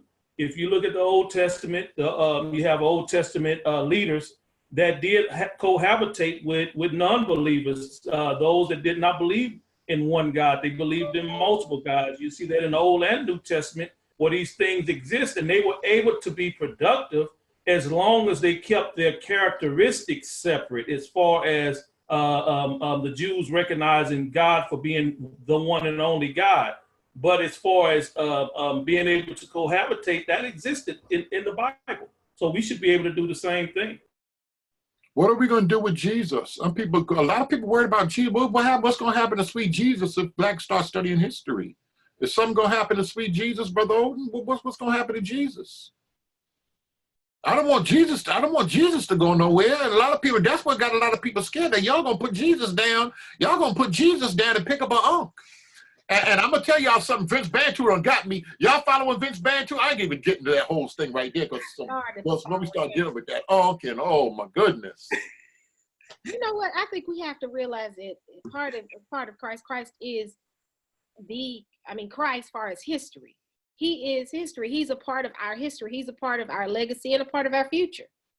And I think that's where we need to make sure that we keep him in place, because in a lot of cases, a lot of people, great example is Sophia Stewart. I've been doing some research on her, and she's one of those, I wouldn't want to say esoteric types, but she is. She has some tenets that say her thinking, but ultimately she still is a believer of the Bible, but she doesn't exclude the esoteric sciences, the things that made us who we are. And I think we have to put things into perspective. Everything Black isn't evil. Everything about our history isn't evil. Our sciences aren't evil, because if you truly want to look at it, the colonizers came and took our science and made it theirs. Oh Lord, this is the stuff that the bishop and them don't want in the church. If you're gonna get ignorant folk like this, that's gonna get up Wednesday night, Thomas White, they gonna start talking about. Listen, Elder T, you see what she's saying? This is the stuff that they don't want, and they're like, oh no, when she start talking about that, I know something ain't right now. That other spirit done got on her. And that's a problem. When you start talking like that, they don't want you to get the microphone. They don't want you to sing. They don't want you to raise an offering, because you get up there and you might start slipping some of that stuff out. They ask her to pray, and she up there talking about the original man. Folk don't need none of that. Folk don't want none of that. They fighting against that. Come on, T, you got the flow. Yeah, they gonna fight against it. So they don't fight against it. Well, I mean, what I wanted to discuss is, when we talk. You got to talk up a little bit. I don't know what happened. He was sound like this Thursday. What's wrong with his microphone? Can you hear me now? Yeah, okay. Okay. It's up. Can you hear me now? Okay. You good? Yeah, like Verizon. What I wanted to say is, with this cohabitation, what we talking about as far as it existed, it didn't work too well in the New Testament, because Paul constantly against that. He constantly battled against, the spark movement, the Gnos, all of that Gnostic movement. It didn't coexist with the church, because it's actually taken over. And my thing is, we can teach history, because there's a lot of us that do teach history, but teach it from the perspective that that it should coincide with the word. I think that sometimes history go too far left to where we lose sight of Christ, where we begin to deal with things that, in my opinion, it will take us further away from the faith. I mean, But Hill, that's why I was asking him when Watts said that. That's how come I was asking, should believers be teaching that, like Watts we were just saying, or should you invite Wesley Muhammad to come and do a lecture once a year? This is where the problem comes. There's not enough people in. I don't know. What do you think, White? I see what you call it shaking his head. I don't know. What do you think? I think believers should teach it if they're knowledgeable about it, but you shouldn't bring somebody else in, because you don't know what they might go left and start teaching them something else about some other spiritual belief. But what he was saying, should you bring somebody else in, or should there be? We got to start somewhere and start having classes to teach people how to do it, to teach people how to lecture on this, and start building it up slowly so it could be among believers. I think we have to get an understanding of it first before we proceed. But how are you going to do that without a teacher? But we still have to have designated individuals who want to study that they're. I tell anybody, the things that I'm doing now, you have to have a strong level of faith. You can't get into the esoteric sciences and all that if your faith is not intact, because the thing is, it's going to waver. And fear also will keep you from understanding it also. So you got to find a happy place where you can say, okay, she's strong enough in the faith to be able to do that type of research. Great example. We were talking about the sciences and ensuring that people don't get too far away from the faith. We're talking about two separate entities. That's just like me. I went to school for computer science. Is that my faith? No, that's just my skill set. We have to put things into perspective to say, this is where it belongs. Does it impact my faith? No. Does coding impact my faith? No, but it's a part of what we have far as the sciences and the histories and the maths. Because Sophia Stewart is real big on math. She'll say you can't learn nothing unless you know math. And we got smart kids there. We got smart kids. We can be. I think we got to revamp the thing from the Sunday school. Rob, you come to the microphone. I see you said something about something about education. It definitely can't be. It got to be through. It got to be through something else. Let me see. Read the thing. What is White doing? See, Sister Nina, this is what I'm talking about. When White come on, he be playing Xbox. I don't know what he doing with them. Let me. I know what I'm getting ready to do with him. Come on, brother. Oh, you got your hand up. Come on, brother. Oh, I'm muting White. I ain't listening. You weren't talking to me. Oh, okay. All right. I'm just testing. I'm listening though. I want to make sure. Come on, brother. But, you know, I always got something to say though. He said Jesus wept Thursday night. Oh man, I ain't dealing with him. Come on, brother. Oh man, you got your hand up. Yeah, so what I wanted to say, I think it has a lot to do with like having a lively interpretation of things. I personally think so, because I feel like growing up, like one of the biggest things that I'm into now is like the history of my family, like genealogy. So now I'm studying it, right? And then a lot of older people in my family, they really don't have certain answers, and they not really, it's not like they wasn't able to get them. It was because of the education that they received. Like one of my older cousins said, well, they didn't talk too much about certain things. That's because that's the way they were raised. And I think it's a condition, it's a mentality. So me coming along, I'm just going to be mindful and sensitive of the family's culture. But at the same time, I think God appointed me to do certain things. So I'm going to do it, but I'm also going to be conscious of who I'm dealing with. And I think that's a major thing, like the Bible. And this is my personal thing. I study a lot. I believe in the word, Jesus Christ is my Lord and Savior, but I could take a scripture, man, and I could stand on it and we could talk about it. You know what I mean? But it's because of the education. It's like the hermeneutics, being relevant, being educated, and knowing for a fact that this is the word of God and I'm standing on. And I think that's what's missing a lot. You know what I mean? A lively interpretation. I agree with that, but sister, that's the problem. A lot of people, Sister Nina, listen, some people feel, forget all of this reading, y'all got all this head knowledge, grandmama and them ain't had that. If you just get more God in your heart, deep down in your heart, you wouldn't be worried about culture, you wouldn't be worried about white folk, you wouldn't be worried about none of that. You need more Jesus. Where Elder T? I want to see his face with that statement. All you need is more. What Rob said? Just try to speak. Hit the button. Oh, well, I'm sorry. Wait a minute. Hold on, Sister T. Do me a favor, White. If you could stop playing that Xbox for a minute, that Grand Theft Auto. If you could stop that for 1 minute, and you can text Rob in the bottom and tell him how to unmute himself. Help me! He said the Lord sent him here to give us some help, and he ain't. Come on. I sent him a screenshot already. Oh, you did? Okay. What you playing, White? Wait, let me see if I can, hold on, Rob. Let me see if I can unmute you. I can unmute him. He's supposed to tell me if I can do that. Come on, Sister Nina. All right, go ahead. Say something, Rob. Testing. 1, 2, 3. Okay, go. You good. You good. Okay. All right. Thank you. You're unmuted now. You want to talk now? You was texting you were typing some stuff in there. You might as well talk now. You're unmuted. Yes, sir. I'm still trying to get it right here. Okay. Greetings, everyone. In the first place, but simply just what I was saying is, education, Christian education, has always been a thought in my mind, and one of the beliefs that I have is the reason why the church stays where we're at is because we don't start our education where we start our education in the secular system, and that's at a young age. We stop. We don't educate our children. We wait till they graduated. They in the young adult ministry, and then they just finally learning about God.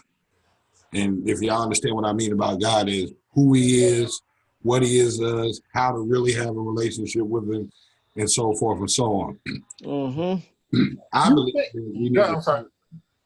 we need to start at the grassroots, and within our churches, within our bodies, we need to separate people who are on milk and people who are on meat, and then start them at the very beginning and teach a class during Bible study. Now we know how Bible study runs in most churches.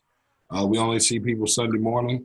So maybe we have to integrate it into the Sunday school program, sort of like we have at our church with a Sunday church school. And but you have to start somewhere, and you have to start with the basics. And part of the basics you spoke about earlier is first teaching, how do I study the Bible? How do I basic. Mm-hmm. And then we get a class that brings them up to each level after, you know, they start studying, learn how basically how to study the Bible. Then next, what do we go into? Maybe we go into Old Testament and we start understanding some of the history of the Bible before we even get to the New Testament, because a lot of times we're in the New Testament, we're hearing stuff, and just like you said, we're at that point of, won't he do it? Yes, he will. And we don't even know what will he do? You see what I mean? What will he do? And how is he going to do it? And how he going to do it? And so we accept the things that we don't even understand that we're talking about. You know what I mean? We're just like, he gonna do it. And so now it's my name it and claim it ministry. You know what I mean? We're doing things like that. And so I just think we need to start at the grassroots, and even to include myself. My education is not that great within biblical history and things of that nature.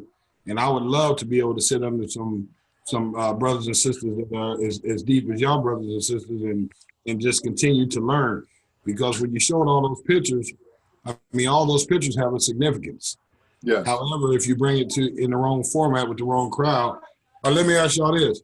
In most of your Bible studies, do you guys have one level of Bible study where everybody comes in, whether you're milk or meat, or do you have different levels of Bible study where I can go and I can say, okay, I just want to learn how to study the Bible itself? And then you have a class that says, I want to learn about the Old Testament, and a class that says, I want to learn about the New Testament? Or do you have a beginning, intermediate, or an advanced class system? You know, if you ask yourself that question, it's kind of rhetorical. Mm-hmm. I'm sure everybody can't answer it, but if you ask yourself that question, if that's not in place, it's going to be very hard for someone to take a systematic, to learn systematically on how to study the Bible, where to start studying the Bible, and where to go next within their spiritual walk, so that they begin to grow. You're good point, Sister Nina. You oh man, that's a good point. That's a good point right there. But I was just looking at what he was saying about the praise and worship. I will watch to answer that. But Sister Nina, what was I asking you before? I'm just trying to read the text. I'm sorry. I'm just trying to read that text down there. It sounds like if we do it like that, how are we going to do it as adults? If you're already in your 30s, you have a family, now you just want to get into all of this history and beginning to try to understand the basics. We should have been doing this a long time ago, as far as I feel. Right. And now the pressure's on us. Of course, the conscious community out here, so many people out here that's teaching. Israelites out here, they going in hard. They in that book hard. And it seems to be a problem. Sister Nina, how are you going to do it now when we grown? Brother T just asked, he said, what are we going to do with the praise? We still like to get our praise on. And then we got to catch the Waffle House or the Golden Corral at the church. So we trying to get up out this parking lot. We trying to get up out of here before 1:30 now. I ain't going to be running around here messing around with you and this pastor talking all this stuff and taking all these questions, got me in here extra 45. How are we going to do that? I don't know. Help me, Sister Nina, help me. I agree that we do need some type of formal teaching in our churches. I don't agree that we should bring in all these other folks, no matter how many degrees they have, all the pictures that you had. They have some good facts. And yeah, you can take the meat from the bones, but that's how I got led astray. So it should be among us. It should be among us. And there are people that are versed in these areas. And yes, we need our history, because like all the whitewashing, where, what people told us, where we started, how, just our position in the Bible, period. Well, we have to undo that. And there's a need for that. And so, yeah, but definitely like people studying the Dead Sea Scrolls, people that are well-versed in like early, Christian history, African history, all that stuff, that is something that exists within the church. Uh-huh. And it should be amongst us because it's dangerous otherwise. And I agree with you there. I agree with you there. It's dangerous. And the other thing is the church ready for it? Let me try to see if I can read that on what you call it. Come on, Watts. Okay, so to kind of piggyback off of what Rob said. Hello? Yeah. Go ahead. Off of what Rob said. Yeah, off of what Rob said. I lead the Bible study at my church, and you got to understand this. There are many people who come to my Bible study who have different forms of education. I have some who probably didn't graduate from high school, all the way up to people who have PhDs, doctorates. Mm-hmm. So you have to treat it in a sense of to the lowest common denominator, but you don't want to keep the more educated people bored in these Bible studies. So, what I typically do is we take one book in the Bible and we look at it carefully. That to me is probably, I don't know if that's the best way, but that to me is the more efficient way to get everybody involved, to get everybody engaged, even if they're on different educational levels. How long is the Bible? So how long you gotta do 90? How long you go? 90 minutes? 2.5 hours? We don't do too late in the winter times. In the winter times, I try to get them out of there before 8:30. Because in Chicago, it starts getting dark, yeah. Oh, but in the summertime, we might go a little longer because of the fact that it's more light out there. But yeah, I don't typically keep them that long. So right now we're averaging about an hour and 15 minutes, hour 20 minutes, so people can get out at a reasonable time. You get questions in. Oh yeah. I mean, I encourage questions. I still try to get on it in an hour and 15 minutes. That's not bad. Yeah, I mean, but the thing is that we don't do the whole book, in one night. We kind of go through it. Like right now, we're doing Romans, and we've been doing Romans for like the last. We've been doing Romans for maybe like the last 3 weeks, and we're only on chapter 8 right now. So we're kind of like going through with it, and like I said, the one thing I want people to do is engage is questions. When they read something in Romans, I've gotten a lot of questions, and some of them I haven't even answered yet because I'm still looking at it myself. And also to piggyback to what Sister E was saying, shout out to Sister E, technical professional for 20 years, also a degree in computer science. Mm-hmm. But what she was saying too is being grounded in your faith. And just like I said last week, I'm in seminary school, and the thing is that before I got into it, there were a lot of people saying that people would leave the faith when they enter seminary school because a lot of stuff gets thrown on you that you never knew about. And so what I learned in seminary school, you can't teach all that to the folks in the church. They ain't ready for it. They ain't ready for it. They don't need it. They're not ready for all that stuff. But see, that is our responsibility for people who go through the seminary to package this information in a way where it don't scare them off, because the thing is that most of this stuff they need to know. But at the same time, you kind of piecemeal, certain things here and there. Like in my Bible class, I don't teach the Bible class the way I learned the Bible in seminary school. But now, sister, now you heard what he said. This is the problem. Now you heard what he just said, right, Sister Nina? You heard what he just said. The problem is when you running across, like Wilson said, when stuff come up on your thread, because some of them people in the conscious community, they know certain things about the Bible. They know certain things that the average pastor may not be talking about, that people may discuss in seminary. But when it comes up on somebody's thread and they start questioning this, well, wow, who did write about Moses' funeral? Maybe some editors were involved in the text, and you're going to listen to it from Anthony Browder. It's one thing getting it from him. So what's going to happen when right now people are being exposed to stuff? Back in the days, it was easy to tell them kids don't watch that porn, you're going to go blind. Right now, the kids got cell phones. So what, Sister Nina, what do you do with that right now? How do you say you kind of went astray? Then I'm going to let Drew Hill go. You heard that, Thomas White? I said I'm going to let Drew Hill go. I'm done. I'm getting out of here. Come on, Sister Nina, you got the floor. Basically, like I was saying in the beginning, when I first came on, I needed to be affirmed in my Blackness. I live in a predominantly white neighborhood, city, county. I went to a predominantly white church for the 6 years. The first 6 years we were here. And it really hurt. It was all the shootings. That's what I was going to say. All the shootings that were taking place. I was just deeply hurt. And I started asking crazy questions that sounded crazy out loud. Like, God, do you love me? Do you love Black people? Because it was just so hurtful. And so I needed to be affirmed in my Blackness. And then I started getting into Ivan Van Sertima. And I was like, oh my gosh, yes, I love him. And I respected him because he was so well studied. He had degrees. And that's what I'm like, you could back up what you're saying, you have evidence, but then I couldn't reconcile it with the Bible. And then I'm like, okay, now I'm noticing some other things, other than the historical aspects that are saying that are basically against what the Bible says. And I liked what they were saying so much, and it made so much sense. More and more, the Bible didn't make sense. And so it was much easier for me to, say, God, I don't even know if you're real anymore.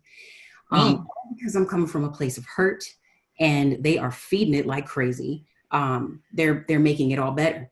So I think that there maybe does need to be a whole revamping of the church, because we're in a different time now. And I think that maybe kids growing up at a young age do need to be taught the stuff that, you learn in seminary, and you may not want to dump on the congregation all at once. I think it needs to start being integrated. Go down at least in some way or something. Yeah, right? yeah, because then they're going to, like you were saying, you asked the question, you're in your 30s and you have a family. Well, when you get to that point, that's where I am. I'm in my 30s. I have a family. That's when it gets real, and you want to know. So I think that we should start teaching it, definitely. And then, yes, to the young kids growing up, because, well, why not? They learn 2 + 2 is 4 when they're, when they're young, and then they get more math and more, higher levels. Why not this? Yeah. Okay, that was good. Hill, you had your hand. I see Sister E hand up, but Hill, you had your hand up. You wanted to. I was gonna say it needs to be more balanced. You got to talk up a little bit. Can you hear me now? Go ahead. We'll try it again. Can you hear me now? All right, go ahead. I was gonna say it needs to be more balanced, because when I was growing up, I would be 12 and 13 years old. I was like a preacher kid, so I had to study the Bible even at home. Well, I went to church. Sometimes I go to church, I didn't feel like I learned nothing. Like, I'll be up there, I'm like, okay, this person gonna get up and sing, this person gonna jump around and pass out. And then I would find out it would be older people that said they've been in church 20, 30 years. They'll come ask me, really didn't know. They be like, how many books in the Bible? Even now, I'm in like my 20s now, whatever. They be like, I be finding out shocked that people still don't know that Christ is not Jesus' last name. Yeah. And they still get shocked about that. And so that's what I'm saying. They need to be more educated. Dang, Sister E, he ain't lying about that right there. I'm lying about that. We got to start somewhere. T, you can say what you want. I know T's still worried about that worship, because we go to church to worship. Not just to pay tithe, pass that plate around. We go to church to lift our hands up, lift your hands in the sanctuary, bless the Lord, all them other good scriptures. And we don't want to, and T want to make sure we don't lose sight of that. Come on, Sister E. You know what? Everybody has made a good point about the educational system and how it could be constructed. Talk a little bit, please. I'm not loud enough? That's rare. Okay. I agree with everybody's point on the educational system and how it needs to be constructed to manage our faith so our kids can understand. Great example. And this just popped in my head, and this happened a couple of days ago. My daughter actually went to a white evangelical middle school and high school here in Memphis. And she's been in church, but she wasn't a church kid, choir kid, all that. She just went to church and she came home. Well, in that school system, you have to take 2 years of Bible. 2 years of Bible. 1 year to learn the Bible, 2nd year to learn other faiths so you can defend the faith. So her friend, who has been her friend for years, grew up in full gospel, grew up in the church environment, was talking about something, dealing with the Bible and other faiths and how Mormons are Christians. And my daughter sat back there and explained to her and broke it down what the Mormons are, what they believe in, who started them. And it shocked me. And I'm sitting there, I said, where did you learn it from? She said, I learned it from my high school. And it starts within the high school, because you're building a demographic, or either elementary school and she also went to Catholic school too. That's interesting. But because they learn at an early age, they retain it and they keep it, and it stays with them, and they're able to defend the faith. Bible study is for us. We've gotten older and we've gotten set in our ways, and we have to manage what we can do within our time period. But I think with our younger kids, it's time for us to be able, like, to have a Uma, what is his name? Who got the school now? Who's the guy that has Johnson. Umar Johnson. Yeah. Omar has. There is no school. Is Well, no that's the building they claim, but hopefully. Okay then. But I mean, it's time out for a lot of these churches, and I really believe that that's building this money and these funds, and not building schools so that they can defend the faith. These white evangelicals got plenty of schools. They do. Enrolled. They do. I can't lie. That my daughter went there. It was only like 2% black, and the rest were white, and all of them went to that church, and they know the word backwards and forwards. Our kids go to church Sunday and probably go to an engagement and can't even name all the books in the Bible, where she had a test. And she had to know every single book back and forth, 66 books, then also know about the other parts of the books that we don't, the non-inspired books and all that. So they learn that. And I think it's our kids that's the one that's being left behind, that's not learning anything when it comes to the faith, because we're putting our money in places that doesn't matter. Who cares about a car? Let's get a school for our kids. Now she brought up a good point. But let me ask you a question, because somebody said, well, maybe we don't really believe the book. Listen to this, Watts. Maybe we don't really believe the book like we say we believe the book. Somebody hit me in the email and said, Berean, how come more Christians ain't preppers if y'all really believe the book and believe a bad time is coming, or even if you be believing what rapture you believe in, if the rapture, if any post pre-trib, how come more Christians ain't preppers? Somebody else said, well, it surprised me because I would think that the next level for y'all to be discussing thing as woke believers is homeschooling. Or just besides regular public school, doing more schooling at home. You think a lot of this stuff that we're talking about can just be done in the crib? With the family, with kids, as far as teaching? Like Nina said, she's learning now for her family, and that she could share what she learned with the family and blah. So you think we need to be doing more of this stuff in the crib? Or Harris? To a certain degree, but a lot of this stuff needs to be taught systematically, to where you can get started at one point and end up somewhere else. But the average family is a 2-income household, and that means that a lot of the time it's taken out of the home to provide that type of training. All right, that was a good point. Rob, you wanted to say something on that? Yes, sir. I wanted to say that is absolutely wonderful. I think we should be educating our family at home. And I also think, though, that there has to be that systematic setup for us in order to engage in this. And unfortunately, it's almost like slavery. We have to take steps. In other words, meaning like, maybe we start now in our generation, we start with the first grade, for an example. And then as it grows and as we pass on and we give it to our children, they might get all the way up to 3rd grade or 5th grade. But it has to start somewhere, or else it'll never be. And I also want to say that a lot of times the education that a lot of us want to share may not come about because, and I'm treading on thin ice here in some areas, but the pastor himself doesn't want a lot of things taught, because now at that point I've got to deal with that, and I've got to let the people know or help the people understand what they just learned in the classroom, and I may not be that educated. So it would have to be from the leadership. They would, if they're not educated, say at a doctorate level where they've been to seminary and whatnot, they would just have to submit themselves. And that's why we have a Christian education ministry.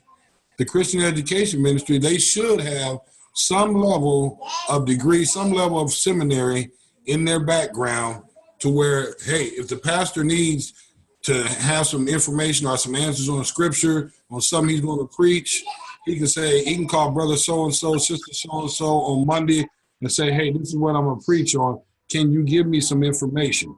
If you ever dealt with or heard anything from T.D. Jakes, he has a panel of preachers who actually research for him. A research team. Yes, and they research the scriptures for him, and then they collaborate and give him a briefing and things on what he's going to preach on. And so now he's just taking information, and of course they built that trust where he can believe what they're giving him is gospel, and he can roll with that basically because of his time schedule, I'm sure. But the leadership has to be able to submit themselves under that type of situation to be able to, for it even to begin, because they got to take themselves away from the table and say, okay, now let's do New Testament church. Let's have a council and let's have folk that is going to be doing stuff in their area. Everybody can't be the preacher. Everybody can't be the pastor. Everybody can't be the deacon. Everybody can't be the deacon. They just have to be who they are. And if I'm a critical thinker and if I'm a learner, I don't have to have a title. I should be blessed within doing my Christian education ministry. And I know for me, it's a joy to even share the scripture, whether I'm sharing it with somebody on the corner or I'm sharing it with somebody in front of the church. It's a joy to be able to share and to be able to have information. But for others, it's got to be that center stage situation. And I think that's where we got to break all that down in the church and get to the point where we're learning almost like they are in the Middle East. We're learning from the beginning of time. From the cradle to the grave. Christ is. Yes, sir. That's crazy, because that's how a lot of people feel like that's part of the problem. You got one pastor, he don't know everything, but he got other people in the congregation, but ego is keeping him. There's brothers in here, there's teachers, there's plenty of people that's in different areas. I think it was Dr. Mark Rivera, that Primitive Church Spanish brother. He was saying something. He said, collectively, I'm sharp. I'm not the sharpest knife in the drawer, but collectively, all of us together, if we put our minds together collectively, we're smarter than any one individual. That's right. For the most part, and I think that could be the problem. But I want to ask one thing. I'm gonna let y'all go. I'm getting out of here right now. But I'm gonna ask y'all one thing. Do you think just now you gotta be careful. Two things really. On Thursday videos every other week, I said I was gonna load it up. I promised people, because there's other pastors and people that don't. I said I was gonna send it to them, but I'm gonna start loading up more things on YouTube. But do you think that some of this stuff could be, because one thing is ego? Do you think another thing could be that a lot of times these pastors don't want us to start getting deep into this history, because we'll start figuring out, or could come to a place to understand that some things we may think we knew about the word may not be historical, but more allegorical. Like, let me just throw it out there, Jonah and the whale. Some people may throw that around in seminary. Well, that's not, we're beginning to understand. We're beginning to see that that's not really a literal story in that sense. People want to start throwing stuff out there like that. We got a whole bunch of these liberal folk. They don't believe too much of the book anyway. But do you think that could be part of what's going on here? A lot of pastors don't want to get deep into it because we start digging and researching and people start asking questions. One, they're going to have to step their game up. Two, they may find out certain things about the pastors that we've been doing traditionally. Watch. I'm getting out of here. That's a troubling question right there. I'm throwing it out there anyway. Well, as I stated again, I go to a very liberal theological seminary, so I face that issue there as well. But just like Sister E had said earlier, if I'm grounded in my faith, then nothing should really shake me on any of the information that I get. But Rob brought a good point about strengthening Christian education ministries, particularly in the church. So we have to make sure that is strong. I remember Dr. John Henry Clark used to say that Malcolm X, before he made his speeches, used to talk to him and some of the other historians about certain things that he talked about. Yes, because Malcolm was a person who had an 8th grade education, but you hear him speak, You would have thought he had a PhD. That's But a lot of his information was from many historians that he talked to, one being John Henry Clark. So like you said, this is something that these ministers have to have. They have to have researchers in the background to say, hey, I'm about to do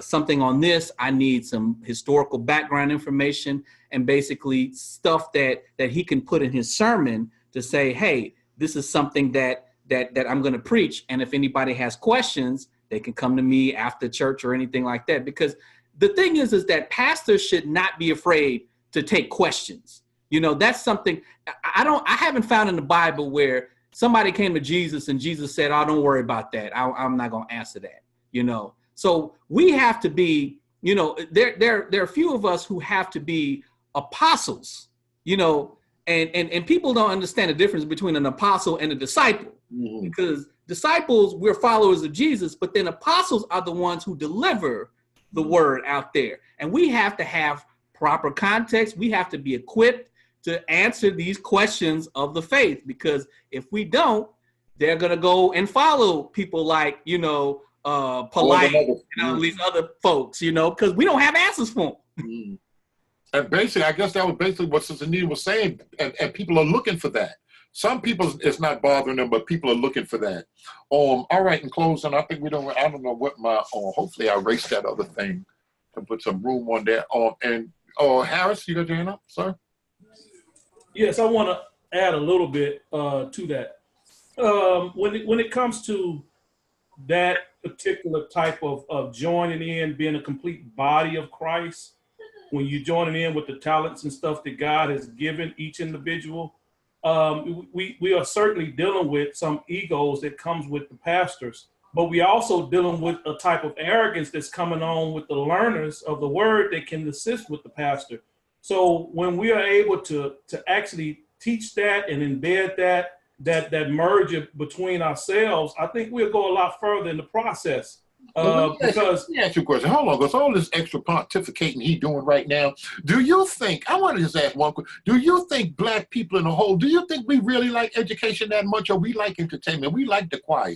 We want to cut a step, walk the new dress. I'm with a few guys that are really in depth in their learning. And you can see that their pastor really pushed them in their talents as far as going to seminary school and learning what they need to learn in order to help that church grow. And you can see the results from it, because you can't have just anybody come and preach in his church because they know the word so well. They are familiar with not just hermeneutics, but hermeneutics. And so the style of preaching, they know where he's coming from if he's coming with it. But if you don't know, if you're not taught that, both of them, on how not just to interpret, but also how to deliver, then it's really difficult for you to bring that to somebody that know better.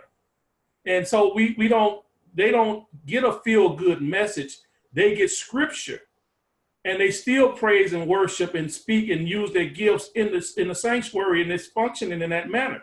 And that's what I'm saying. I've seen some examples of a church or two that are really using their talents in that arena. And I can see where it can work, and it can be amplified all across if that's one way of doing it. So yeah, it can be done. I agree. I'm glad we got to at least to get that out. And I think it's important when different people put their minds together and start sharing different things. It gives, it can give some light, some understanding to some different people. Okay, anything else? Anybody else? And if not, I just want to say something. I'm gonna give it to Watts. Watts, you're gonna close us out. You don't mind closing us out, do you? Can I? No, Rob. Come on, you got the floor, Rob. Okay, I just want to say something in closing. When I said earlier to everyone on here that my education is not as good as y'all's, I wasn't being sarcastic. I was being serious. The Bible says that we are not to think of ourselves as highly, as high as we're not. You guys know what I'm saying. So I just want y'all to understand that I was serious in that aspect, that I think you guys are a very well-rounded, intelligent group here, and I enjoy being on here with you guys. And we're glad to have you. We're glad to have you. And we We just like sharing. We just like sharing. I believe that's some people come and they say, "Oh, Berean, I want to hear from you. I don't want to hear from nobody else." People come grown, been saved for years. They got experiences to share. This is part of it that we can share with each other and edify each other. And this is what it's about. But some people, they just so used to train to that mentality. I want to hear the voice of the shepherd. I ain't no shepherd. What are you talking about? You trained in that other stuff. Go down somewhere so they don't never come back. That's a whole nother thing, though.